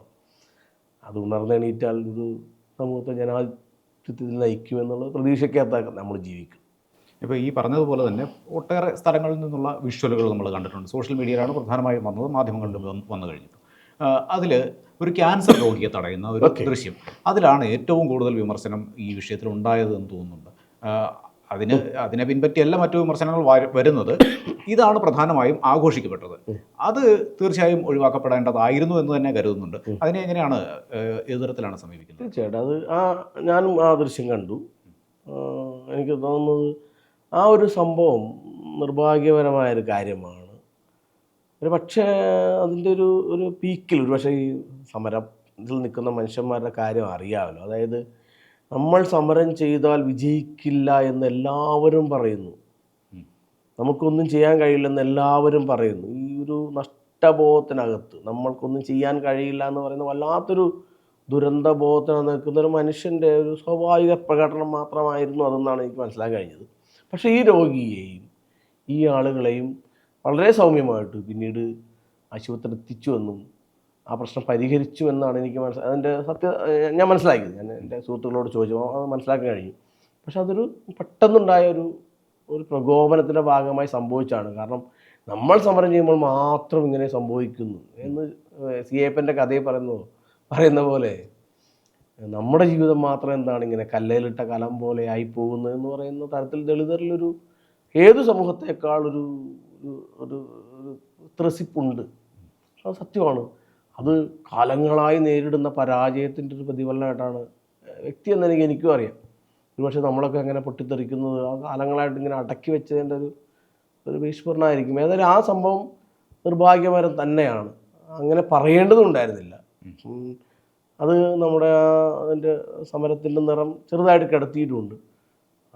സണ്ണീം കവിക്കാട് അടക്കമുള്ളവർ അവരോട് ആ സഹോദരങ്ങളോട് മാപ്പ് ചോദിച്ചിട്ടുണ്ട്. അതുപോലെ തന്നെ പരീക്ഷ എഴുതാൻ കഴിയാത്ത കുട്ടികളുണ്ട്. അവരും അനുഭവിച്ചത് സങ്കടം തന്നെയാണ്. ഒരു പക്ഷേ അവർ രക്ഷിതാക്കൾ ഇതൊരു പ്രശ്നമായി മാറും എന്ന് മനസ്സിലാക്കി മുന്നേ പോകേണ്ടതായിരുന്നു എന്നാണ് എൻ്റെ ഒരു തോന്നൽ. തീർച്ചയായിട്ടും ഈ സമരങ്ങളിലൂടെയൊക്കെ തന്നെ ചെറിയൊരു പ്രശ്നങ്ങളല്ല, ചെറുതല്ല, അവരുടെ വ്യക്തിപരമായിട്ട് വലിയ പ്രശ്നങ്ങൾ തന്നെയാണ്. പക്ഷേ ഒരു പ്രശ്നമെന്ന നിലയ്ക്ക് ഇപ്പോൾ ഈ കുട്ടി നാളെയും പരീക്ഷ എഴുതാം, പക്ഷെ പരീക്ഷ എഴുതാനോ അല്ലെങ്കിൽ ജയിക്കാനോ കഴിയാത്തൊരു ആത്മാവിനെ പെട്ടിയിലാക്കി അടക്കം ചെയ്തതിൻ്റെ രോഷത്തിൽ നിന്നുണ്ടായൊരു സ്വാഭാവിക പ്രതികരണമാണ്. അതുകൊണ്ട് തന്നെ ഇത്തരം കാര്യങ്ങളെ മാത്രം ഗ്ലോറിഫൈ ചെയ്യുമ്പോൾ നമ്മുടെ മക്കൾ ഇപ്പോൾ അവരും പരീക്ഷ എഴുതിയാൽ ഇത്തരം സ്ഥാപനങ്ങളിൽ ഈ വിഷയങ്ങൾ ഇനി ഉണ്ടാവില്ല എന്നല്ല, ഒരു സൂക്ഷ്മത എങ്കിലും മിനിമം ഉണ്ടാവും എന്നാണ് ഞാൻ വിചാരിക്കുന്നത്. അപ്പോൾ അതുകൊണ്ട് ഈ സമരങ്ങളിൽ എല്ലായിടത്തും ഇങ്ങനത്തെ പ്രശ്നങ്ങളൊക്കെ ഉണ്ടായിട്ടുണ്ട്. അതിനെ ന്യായീകരിക്കുന്ന ആളല്ല ഞാൻ. ജനാധിപത്യം എല്ലാ മനുഷ്യർക്കും ജീവിക്കാൻ വഴി നടക്കാനൊക്കെ അവകാശമുണ്ട്. പക്ഷേ ഇത് സ്വാഭാവികമായി ദളിതർ നടത്തിയാൽ ഇത്രയേ ഉള്ളൂ. അവർ സമരം നടത്തിയാൽ വണ്ടി ഓടും, അവർ സമരം നടത്തിയാൽ കട തുറക്കും എന്നൊക്കെ പറയുന്ന ഒരു ജാതിബോധത്തെ ബ്രേക്ക് ചെയ്യാൻ ഈ ഹർത്താലിൽ കഴിഞ്ഞു എന്നാണ് ഞാൻ മനസ്സിലാക്കുന്നത്. ഇപ്പോൾ ഈ സമരം ഇതുപോലുള്ള പ്രതിഷേധങ്ങളിൽ പല സംഘടനകളും ചെല്ലുമ്പോൾ നമ്മൾ കാണുന്ന വിഷ്വലുകളിലൊക്കെ കണ്ടാലറിയാം, മറ്റ് രാഷ്ട്രീയ പാർട്ടികൾ ചെയ്യുന്നത് പോലെയുള്ള ഒരു അഗ്രസീവായിട്ടുള്ളൊരു ഇടപെടലല്ലോ ഉണ്ടാകുന്നത്. കടയടയ്ക്കണം എന്നാവശ്യപ്പെടുന്നു, അവിടെ നിന്ന് മുദ്രാവാക്യം വിളിക്കുന്നു, പക്ഷേ അവിടെ നിന്നുണ്ടാകുന്ന പ്രതികരണങ്ങളും നമ്മൾ കണ്ടിട്ടുണ്ട്. അപ്പോൾ ഒഴിഞ്ഞു പോകുന്ന ഒരു സമീപനമാണ് അവിടെ കാണുന്നത്. ഇതിനെ പക്ഷേ വേറൊരു തരത്തിലാണ് പൊതുജനം അല്ലെങ്കിൽ സോഷ്യൽ മീഡിയ സമീപിക്കുന്നത്. ചമ്മിപ്പോയി, അവിടുന്ന് പിൻവാങ്ങിപ്പോയി. പിൻവാങ്ങുന്നതിനെ കുറ്റമായും എതിർക്കുന്നതിനെ ദുരന്തമായല്ല ഇവർ പറയുന്നത്. അങ്ങനെ ഉണ്ടല്ലോ, അതൊരു സ്വാഭാവികം. ഞാൻ വേറെ കാര്യം പറയും, ദളിത് കമ്മ്യൂണിറ്റി എന്ന് പറയുന്നത് ഇങ്ങനെ നിരന്തരമായ ഇങ്ങനെ ഒരുപക്ഷെ ഇങ്ങനെ എല്ലാവരെയും ചേർത്തിണക്കിക്കൊണ്ട് കേരളത്തിൽ മുഴുവൻ ഹർത്താൽ നടത്തിയ ഒരു ചരിത്രം കാര്യമായി ഇല്ലാത്തൊരു ജനതയാണ്. അല്ലെ അതിൻ്റെ ഒരു ഇടപെടൽ സംബന്ധിച്ച് എന്ത് ചെയ്യണമെന്നതിനെക്കുറിച്ച് വലിയ ധാരണയൊന്നും ഇല്ലാത്തൊരു സംഭവം ഉണ്ട് അതിനകത്ത്. അപ്പോൾ സ്വാഭാവികമായിട്ട് ചിലയിടങ്ങളിൽ സംഭവിക്കുന്ന കാര്യങ്ങളെ ഒരുപക്ഷെ ഹർത്താൽ ആഹ്വാനം ചെയ്ത മനുഷ്യർക്ക് ഇതിന് 100% ഉത്തരവാദിത്വം ഒരു വഹിക്കേണ്ട ഉത്തരവാദിത്വമുണ്ട്. മറിച്ച് ഈ ചെറിയ ചെറിയ സംഭവങ്ങളിൽ ഓരോ ആളുകൾ കാണിക്കുന്ന ചില ചെറിയ ചെറിയ കാര്യങ്ങളെ അങ്ങനെ നിയന്ത്രിക്കാൻ പറ്റിക്കൊള്ളുന്ന ഒരു നിർബന്ധമില്ല. അല്ലാതെ ഈ പറയുന്ന മറ്റ് സംഘടന നടത്തിയ സമരങ്ങളിലൊക്കെ ഒരുപാട് സംഘർഷങ്ങളൊക്കെ ഉണ്ടായിട്ടുണ്ട്. പിന്നീട് ഈ നേതൃത്വങ്ങൾ തന്നെ അവർ തള്ളി പറഞ്ഞിട്ടുണ്ട്, ഞങ്ങൾ അറിഞ്ഞിട്ടില്ല, ഞങ്ങളുടെ ആളല്ല എന്നൊക്കെ പറഞ്ഞ് അപ്പോൾ എസ്കേപ്പ് ചെയ്യാറുണ്ട്. മറിച്ച് അങ്ങനെയല്ല, അതൊരു പ്രത്യേക ഘട്ടത്തിൽ വൈകാരികമായ മനുഷ്യൻ. ഇപ്പോൾ എത്രയോ സ്ത്രീകൾ തുറന്നു നൈറ്റിട്ടൊക്കെ ആയിട്ടാണ് സമരത്തിൽ സ്ത്രീകൾ ഇറങ്ങിയത്. അപ്പോൾ എൻ്റെ മോനെ കൊന്നില്ലേ എന്ന് പറയുന്ന ഒരു പൊതുവികാരം സ്വാഭാവികമായും ദളിതർക്കും ആദിവാസികൾക്കും ഉണ്ട്. അതിൻ്റെ ഒരു സ്വാഭാവിക പ്രകടനമായിട്ട് മാത്രമേ ഞാനതിനെ മനസ്സിലാക്കുന്നത്. പോലീസ് ഇതിനെ കൈകാര്യം ചെയ്തതിനെക്കുറിച്ച് നമ്മളൊന്ന് സൂചിപ്പിച്ചു.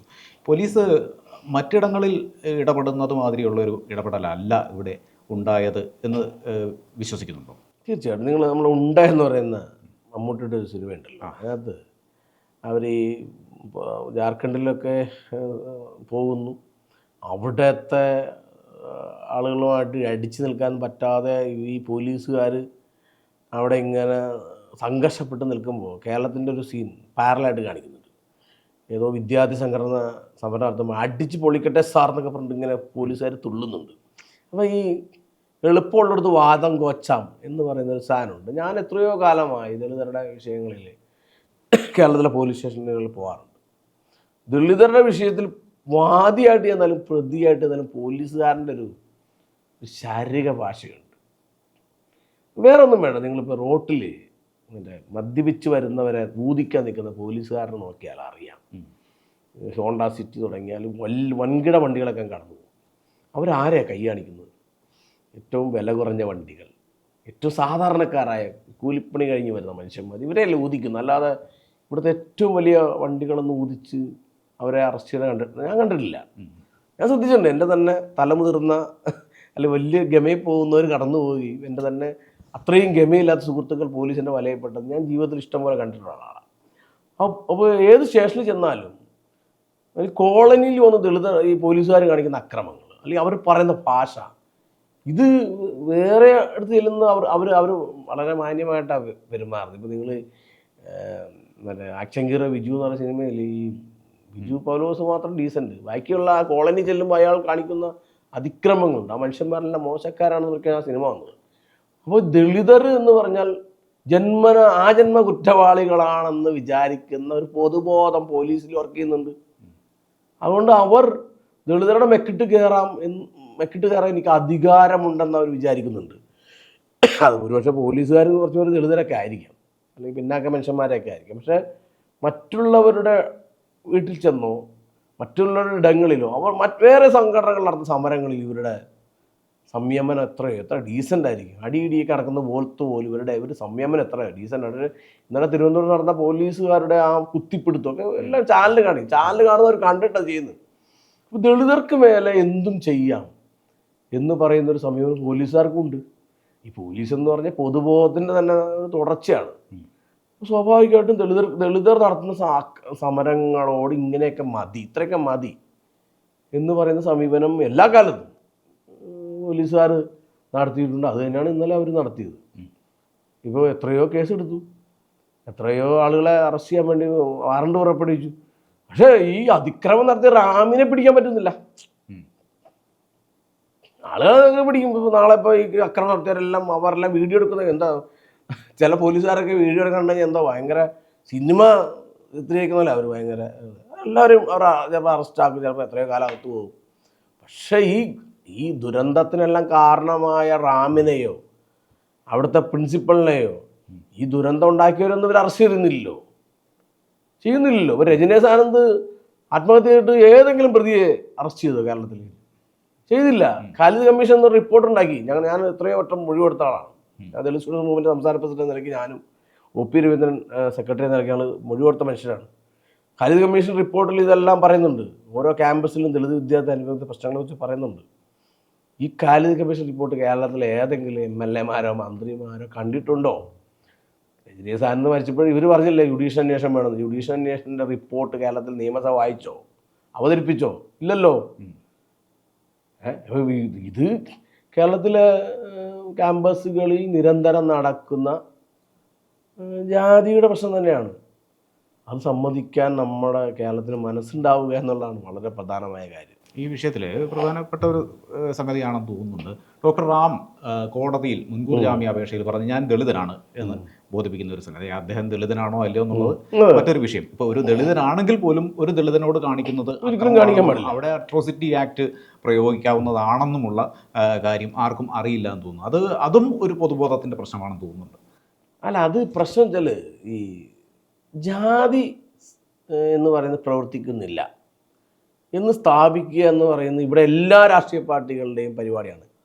കേരളത്തിൽ പ്രത്യേകിച്ചും ഇത് കേരളമാണെന്നാണ്. ഇത് കേരളമാണ്, ഈ കേരളത്തിൽ ജാതിയില്ല എന്ന് ഒരു നറേറ്റീവ്, ഒരു ബൃഹദാഖ്യാനത്തിനകത്ത് നമ്മൾ ജീവിക്കുന്നത്. അപ്പോൾ സ്വാഭാവികമായിട്ടും ദളിതരും തമ്മിൽ തല്ലി ചാവുന്നതിൽ ജാതി അല്ലല്ലോ പ്രവർത്തിക്കുന്നത്. ഇൻ കേസ് റാം ദളിതനാണെങ്കിൽ പോലും അയാളിൽ പ്രവർത്തിക്കുന്ന വരേണ്യ ബോധമാണ്. ആണെങ്കിൽ പോലും, ആണോ അല്ലെന്ന് എനിക്കറിയില്ല, ആണെങ്കിൽ പോലും ദളിതരായൊരു മനുഷ്യൻ ഏതെങ്കിലും തരത്തിൽ ഈ വരേണ്യ ബോധമോ അല്ലെങ്കിൽ ജാതി ബോധമോ സംവരണ വിരുദ്ധയോ തലവെച്ചുകൊണ്ട് ഏതെങ്കിലും കുട്ടിയോട് പെരുമാറിയാലും അത് അനീതിയാണ്. ദളിതനാണെങ്കിൽ അയാൾ ശിക്ഷിക്കപ്പെടണം. മറിച്ച് ഇവിടെ ജാതി മർദ്ദനമോ ജാതി വിവേചനമില്ല എന്ന് സ്ഥാപിക്കാനുള്ള ഇവിടുത്തെ എല്ലാ രാഷ്ട്രീയ പാർട്ടികളുടെ ചിന്തയുടെ ഫലമായിട്ടാണ് ഞാനും ദളിതനാണെന്ന് പറയാൻ അയാളെ പ്രേരിപ്പിക്കുന്നത്. അതായത് കോടതിയിൽ പൊളിഞ്ഞല്ലോ. അങ്ങനെ ഒരു തെറ്റായ വാദം നടത്താൻ അയാളെ പ്രാപ്തനാക്കുന്നു, അയാളെ നിർബന്ധിക്കുന്നത്, അതിൽ തന്നെ ഈ സാധനം പ്രവർത്തിക്കുന്നുണ്ട്. ഞാനും ദളിതനാണ് എന്ന് പറഞ്ഞുകൊണ്ട് എസ്കേപ്പ് ചെയ്യാമെന്ന് പറയുന്ന ഒരു കാര്യം. ഇത് സത്യത്തിൽ ജാതി പ്രവർത്തിക്കുന്നില്ല എന്ന് സ്ഥാപിക്കാനുള്ള ഈ നാടിൻ്റെ ഒരു തരം ഒരു ദുഷ്ടലാക്ക് ആണ് ഇതിനകത്ത് പ്രവർത്തിക്കുന്നത്. അത് ചിലപ്പോൾ പൊളിയാതിരിക്കാം. പക്ഷേ ഈ സമയത്ത് ഈ നാട്ടിൽ അതിപ്പോൾ അയാൾ ഏത് ജാതി, എത്രയോ നന്നായി പെരുമാറുന്ന നമ്പൂതിരിമാരും നായന്മാരായ അധ്യാപകരിലൂടെ പോയ മനുഷ്യനാണ്, എനിക്കറിയാം. ഏതൊരു മോശമായി പെരുമാറുന്ന പിന്നാക്കരും ഒരുപക്ഷെ ദളിതർ തന്നെയുള്ള അധ്യാപകരെയും കണ്ട ആളെ. അപ്പോൾ അതുകൊണ്ട് ജാതി എന്ന് പറയുന്നത് ഈ വ്യക്തികളുടെ ഒരു പ്രശ്നം മാത്രമല്ല, അത് ഒരു ബോധത്തിൻ്റെ പ്രശ്നമാണ്. തലയിൽ കിടക്കുന്നൊരു ബോധത്തിൻ്റെ പ്രശ്നമാണ്. എനിക്ക് വേണമെങ്കിൽ ഒരു സവർണ ബോധം തലയേറ്റാം. ഞാൻ ദളിതമായിട്ട് ജനിച്ചെന്ന് പറഞ്ഞ കാര്യമൊന്നുമില്ല. എനിക്കൊരു സവർണ ബോധം തലയേറ്റിക്കൊണ്ട് ദളിത് വിദ്യാർത്ഥികളോട് സംവരണ വിരുദ്ധമായിട്ട് എനിക്ക് പെരുമാറാം. അതെനിക്ക് പറ്റും. വേണമെങ്കിൽ ഞാൻ വിചാരിച്ചാൽ നടക്കും. എന്ന പോലെ എത്രയോ സവർണരായ അധ്യാപകർ ജനാധിപത്യ ബോധത്തോടെ ദളിതരോട് നീ ഒരു ദളിതനാണ് മോനെ, നീ അല്ലെങ്കിൽ നിങ്ങളുടെ പ്രശ്നങ്ങൾ നീ പരിഹരിക്കണം എന്ന് പറഞ്ഞിട്ട് നമ്മൾ ജനാധിപത്യത്തോട് ഇടപെട്ട മനുഷ്യരെ എനിക്കറിയാം, അധ്യാപകരെ എനിക്കറിയാം. എന്ന് വെച്ചാൽ ഇതൊരു എല്ലാ മനുഷ്യരും പേറുന്ന ഒരു പ്രശ്നം എന്നല്ല. ജനാധിപത്യവാദികളെ ഒരു മനുഷ്യന്മാർ കാലത്ത് ഇഷ്ടം പോലെ ഉണ്ട്, ഇഷ്ടം പോലെ. ഈ മാധ്യമങ്ങളിൽ ഞാൻ പറഞ്ഞില്ലേ ഒരുപാട് പേര് അനുകൂലമായി സംസാരിച്ചു എന്ന് പറയുന്നത് അവരുടെ ജനാധിപത്യ ബോധമാണ്. അപ്പോൾ അതുകൊണ്ട് ഇത് രണ്ടും ചേരുന്ന ഒരു അവിടെ നമുക്ക് പ്രതീക്ഷ ബാക്കി ഉണ്ട്. ജനാധിപത്യ സമൂഹം കേരളത്തിലുണ്ട്. ഇപ്പോൾ ഏറ്റവും ഒടുവിൽ കൊടിക്കുന്നിൽ സുരേഷ് ഇന്ന് പ്രതികരിച്ചിട്ടുണ്ട്. നിതിൻ രാജിൻ്റെ മരണം ഒരു കേന്ദ്ര ഏജൻസിയെ കൊണ്ട് അന്വേഷിപ്പിക്കണം എന്ന് പറഞ്ഞുകൊണ്ട് ദളിത് വിഷയങ്ങൾ കുറേയേറെ കാര്യങ്ങൾ അദ്ദേഹം പറയുകയുണ്ടായി. അങ്ങനെ ഒരു പ്രതികരണം ഒരു രാഷ്ട്രീയ പാർട്ടിയുടെ ഭാഗത്തു നിന്നുണ്ടാകുന്നു. രാഷ്ട്രീയ പാർട്ടികൾ എങ്ങനെയാണ് ഇതിനെ കൈകാര്യം ചെയ്തത്? ഇങ്ങനെ ഒരു പ്രതികരണം, അതായത് ഈ വിഷയത്തിൽ കേന്ദ്ര ഏജൻസിയുടെ ഒരു അന്വേഷണം ഉണ്ടാകണം എന്നുള്ള ആ ഒരു ആവശ്യത്തെയും എങ്ങനെയാണ് നോക്കിക്കാണുന്നത്? അത് എനിക്ക് തോന്നുന്നു കൊടിക്കുന്നിൽ സുരേഷ് പല ഘട്ടങ്ങളിൽ അദ്ദേഹം ഒരു ദളിത് മുഖം കൂടിയാണ് കോൺഗ്രസ്സിലെ. അതെ. ഇപ്പോൾ കോൺഗ്രസ്സിലെ പ്രശ്നങ്ങൾ പരിഹരിക്കുക ഒറ്റ കാര്യം പറഞ്ഞാൽ മതി. ഇപ്പോൾ കൊടിക്കുന്നിൽ സുരേഷ് മുഖ്യമന്ത്രിയാക്കുന്ന പറഞ്ഞാൽ ആലോചിച്ച് അവിടെ പിന്നെ ബാക്കി എല്ലാവരും ഒറ്റക്കെട്ടാവും. അപ്പോൾ കൊടിക്കുന്നിൽ സുരേഷ് ആണെങ്കിലും അല്ലെങ്കിൽ APL കുമാർ ആയാണെങ്കിലും രാധാകൃഷ്ണൻ മിനിസ്റ്റർ ആയാണെങ്കിലും ഇവരെല്ലാം ജാതി അനുഭവിക്കും. രാധാകൃഷ്ണൻ മിനിസ്റ്റർ തന്നെ ഇത് ഇത്ര വട്ടം തുറന്നു പറഞ്ഞു, ഞാൻ ഇവിടെ പയ്യന്നൂർ അമ്പലത്തിൽ അനുഭവിച്ച ജാതിയെക്കുറിച്ച്. അതെ. അപ്പോൾ സ്വാഭാവികമായിട്ടും കാലങ്ങളിൽ അകത്ത് നിൽക്കുമ്പോഴവർക്ക് അറിയാം ഇതൊരു ജാതി പ്രശ്നമാണെന്ന്. ഇപ്പം MA കുട്ടപ്പൻ ഉള്ളപ്പോഴാണ് രജനീഷ് ആനന്ദ് ആത്മഹത്യ ചെയ്യുന്നത്. ഈ MA കുട്ടപ്പൻ തന്നെ പിന്നീട് ഞാൻ വ്യക്തിപരമായിട്ട് എനിക്ക് അടുപ്പമുണ്ട്. ഞാൻ സമരങ്ങളൊക്കെ ചെയ്ത പുള്ളിയുടെ എതിർപ്പാണെങ്കിലും പിന്നീട് പലവട്ടം പോയി അദ്ദേഹത്തെ കണ്ടിട്ടുണ്ട്. അദ്ദേഹം പറയുന്നത് ഇതൊക്കെ ഞാൻ മനഃപൂർവ്വം ചെയ്ത ഒരു സിസ്റ്റം പ്രവർത്തിക്കുന്നുണ്ട്. കോൺഗ്രസിനകത്ത് എനിക്ക് അനങ്ങാൻ പറ്റാത്ത പ്രശ്നങ്ങളുണ്ടായിരുന്നു. മുത്തങ്ങ സമരം സംബന്ധിച്ചും അദ്ദേഹം ചില വെളിപ്പെടുത്തൽ നടത്തിയിട്ടുണ്ട്. അനങ്ങാൻ പറ്റാത്ത അവസ്ഥയുണ്ട്. തീർച്ചയായിട്ടും ഒരു കോൺഗ്രസ്സിലെ ഒരു ദളിത് നേതാവ് ഇത് അനുകൂലമായി പറഞ്ഞു എന്നുള്ളത് പോസിറ്റീവായിട്ട് കാണുന്ന ഒരാളാണ്. അത് അതൊക്കെ പറയുന്നില്ലെന്നല്ല, പറയില്ല എന്നല്ല, പറയുന്ന ആൾക്കാരുണ്ട്. ഇപ്പോൾ വി.ടി. ബൽറാമിനെ പോലുള്ള വലിയ മനുഷ്യരുണ്ട്. ഞാൻ വി.ടി. ബൽറാമിനെ ഈ സംവരണം സംബന്ധിച്ച് അദ്ദേഹത്തിൻ്റെ നിലപാട്, ഒരുപക്ഷെ അദ്ദേഹം കഴിഞ്ഞ നേരം തോറ്റുപോയത് പോലും അദ്ദേഹത്തിന് സംവരണം സംബന്ധിക്കുന്ന ഏറ്റവും പ്രോഗ്രസീവായ നിലപാടാണ്. അങ്ങനെയുള്ള ആൾക്കാർക്ക് ഇഷ്ടം പോലെ ഉണ്ട്. അതെല്ലാം 2 പാർട്ടിയിലും ഉണ്ട്, അല്ലെങ്കിൽ 3 പാർട്ടിയിലും കാണാം. അങ്ങനെയുള്ള മനുഷ്യന്മാരുടെ ജനാധിപത്യത്തിനകത്തുണ്ട്. ഏതായാലും കൊടിക്കുന്നിൽ സുരേഷിൻ്റെ നിലപാട്, പ്രത്യേകിച്ച് ഈ ഹർത്താൽ സംബന്ധിച്ചും നിതിൻ രാജൻ്റെ മരണത്തെ അന്വേഷണം സംബന്ധിച്ചൊക്കെ തന്നെ കൊടിക്കുന്നിൽ സുരേഷ് എടുത്ത നിലപാട് തീർച്ചയായിട്ടും പ്രതീക്ഷ തരുന്നതും, അല്ലെങ്കിൽ ഒരു പ്രസ്ഥാനത്തിനകത്തൊരു പുതിയ ഉണർവ് ഉണ്ടാക്കുന്നു എന്നാണ് ഞാൻ വായിച്ചെടുക്കുന്നത്. നിതിൻ രാജ് മരിക്കുന്ന ആ ഒരു വിഷയത്തിലും അതിനുശേഷം ഇപ്പോൾ ഈ പറയുന്ന ഒരു പ്രതിഷേധം ഉണ്ടാകുന്നതിലും ആ ഒരു ഈ വിഷയങ്ങളിൽ രാഷ്ട്രീയ പാർട്ടികൾ അതുപോലെ മുന്നണികളും ഏത് തരത്തിലാണ് അതിലിടപെട്ടിട്ടുള്ളത്? അതിൻ്റെ അവരുടെ ഒരു സമീപനം എങ്ങനെയായിരുന്നു? അല്ല, പൊതുവേ ഇപ്പോൾ ഒരേ സംഭവങ്ങളിൽ ഇപ്പോൾ ഈ എല്ലാ രാഷ്ട്രീയ പ്രസ്ഥാനങ്ങളും ആത്യന്തികമായി ഒരു സവർണതയുടെ ഭാഗമാണ്. അവർക്ക് അങ്ങനെ നിൽക്കാൻ പറ്റുള്ളൂ. അത് ഈ ദളിതരെ സംബന്ധിച്ചിടത്തോളം അസംഘടിതരായ മനുഷ്യരാണ്, ചിതറിപ്പോയവരാണ്. അപ്പോൾ സ്വാഭാവികമായിട്ടും ഇപ്പോൾ എയ്ഡഡ് മേഖലയുടെ വിഷയം തന്നെ വരുമ്പോൾ നിങ്ങൾ വെറുതെ നോക്കുക, എല്ലാ രാഷ്ട്രീയ പാർട്ടികളും ദളിത് പക്ഷം കൃത്യമാണ് എന്ന് അവർക്കറിയാം. അവരുടെ തന്നെ ഒരു ഭരണ ഉപസമിതി, അത് നിയമസഭ ഉപസമിതി പറയുന്നുണ്ട്, കേരളത്തിലെ എയ്ഡഡ് വിദ്യാലയങ്ങളിലെ നിയമനങ്ങളിൽ ദളിതർക്ക് പ്രാതിനിധ്യമില്ല. LDF UDF അടങ്ങുന്ന MLA പറഞ്ഞു പ്രാതിനിധ്യമില്ല, അവർക്ക് റിസർവേഷൻ കൊടുക്കണമെന്ന് അവർ ഒരു ഭരണസഭയുടെ നിയമസഭയുടെ ഉപസമിതി എഴുതി വെച്ചു. പക്ഷെ അത് ഒരിക്കലും നിയമസഭയിൽ അവർ പറഞ്ഞില്ല. അതിൻ്റെ കാരണം ഇവിടുത്തെ അഭിജാത കമ്മ്യൂണിറ്റി, പ്രത്യേകിച്ച് NSS, ക്രിസ്ത്യൻ സഭകൾ, SNDP, സ്ഥാപനം നടത്തുന്ന മുസ്ലിം കമ്മ്യൂണിറ്റി എല്ലാം പ്രബലമായ വോട്ട് ബാങ്കാണ്. ദളിതർക്ക് അങ്ങനെ ഒരു പ്രബലമായ വോട്ട് ബാങ്ക് ഉണ്ടോ എന്ന് വെച്ചാൽ ഇന്നലെ വരെ അങ്ങനെ കൃത്യമായിട്ട് വോട്ട് ബാങ്കില്ല. ഒരുപക്ഷെ നാളെ രൂപപ്പെട്ടാകാം. അതുകൊണ്ട് ഈ പ്രബലമായ വോട്ട് ബാങ്കുകളെ തൃപ്തിപ്പെടുത്തുക എന്ന് പറയുന്നത് എക്കാലത്തും എല്ലാ രാഷ്ട്രീയ പാർട്ടികളുടെയും ടാക്റ്റിക്കലായൊരു പരിപാടിയാണ്. അതുകൊണ്ട് ദളിതർ ഇരകളാകുന്ന സമയത്ത് വരേണ്യർ പ്രതിസ്ഥാനത്ത് വരികയാണെങ്കിൽ ഒരു ന്യൂട്രൽ നിലപാട് സ്വീകരിക്കുന്നത് എല്ലാ കാലത്തും നമ്മൾ കണ്ടിട്ടുണ്ട്. രജനീയ സാധനത്തിൻ്റെ കാലത്തും കണ്ടിട്ടുണ്ട്, മധുവിൻ്റെ കാര്യത്തിൽ കണ്ടിട്ടുണ്ട്, ഈ പറയുന്ന ജിഷയുടെ കാര്യത്തിൽ കണ്ടിട്ടുണ്ട്. ഏത് സമയത്ത് ഇവർ ന്യൂട്രലാവുന്നത് കണ്ടിട്ടുണ്ട്. അവരെല്ലാം ആ കാര്യത്തിൽ ഒറ്റക്കെട്ടാണ്. ഇപ്പം ഇതൊരു ജാതി പ്രശ്നമാണെന്ന് അംഗീകരിക്കാൻ ഒരു പ്രസ്ഥാനത്തിനും കഴിയില്ല. കാരണം ഇവിടെ ജാതി ഇല്ലെന്നാണ് ഈ 3 പേരും പറയുന്നത്. ജാതി അതൊക്കെ എന്നോ കഴിഞ്ഞു പോയൊരു കാര്യമാണെന്ന് പറയും. അതുകൊണ്ട് ഇതിനകത്തൊരു ജാതി ഉണ്ടെന്ന് അംഗീകരിക്കാൻ പറ്റാത്തത് കൊണ്ട് തന്നെ തീർച്ചയായും ഇവർ എല്ലാവരും മനസ്സുകൊണ്ട് ഈ പറയുന്ന വേട്ടക്കാരൻ്റെ ഇരകൾക്കൊപ്പം നിൽക്കുന്നതിന് പകരം വേട്ടക്കാരൻ്റെ പക്ഷം ചേരുക എന്ന് പറയുന്ന അവരുടെ ഒരു രാഷ്ട്രീയമായ ടാക്ടിക്സാണ്. അതുകൊണ്ട് തന്നെ അവരൊരു പക്ഷേ ചില വൈകാരിക പ്രകടനങ്ങളൊക്കെ നടത്തിയാലും ആത്യന്തികമായി ഇതിനെല്ലാം ചുരുട്ടിക്കെട്ടി ഒഴിവാക്കി കളഞ്ഞിട്ട് ഇവിടം സ്വർഗമാണ്, ഇത് ദൈവത്തിൻ്റെ സ്വന്തം നാടാണ് എന്നിങ്ങനെ പ്രഖ്യാപിച്ചുകൊണ്ടിരിക്കാൻ വേണ്ടിയുള്ള പരിപാടിയാണ്. പക്ഷെ അതെല്ലാം ഇങ്ങനെ വൻതോതിൽ പൊളിയുകയും അവരുടെ ഈ കെട്ടി നിർത്തപ്പെടുന്ന ആ ചരടിലല്ല ഇപ്പോൾ സമൂഹം നിൽക്കുന്നതെന്നുള്ളതുകൊണ്ടാണ് ഒരു LDF, ഒരു UDF, ഒരു NDA കാര്യമില്ലെങ്കിലും സമരം ഇന്നലത്തെ ഹർത്താൽ വിജയിച്ചത്. കാരണം ആ രാഷ്ട്രീയത്തിന് പുറത്ത് ഒരുപക്ഷെ ഈ പറഞ്ഞ മനുഷ്യരെല്ലാം ഈ പാർട്ടിയിലേക്കുള്ളവരാണ്, അല്ലെങ്കിൽ ഇപ്പോൾ മാറി നിന്ന സംഘടനയിലുള്ളവരാണ്. അവരെല്ലാം തെരുവിറങ്ങി.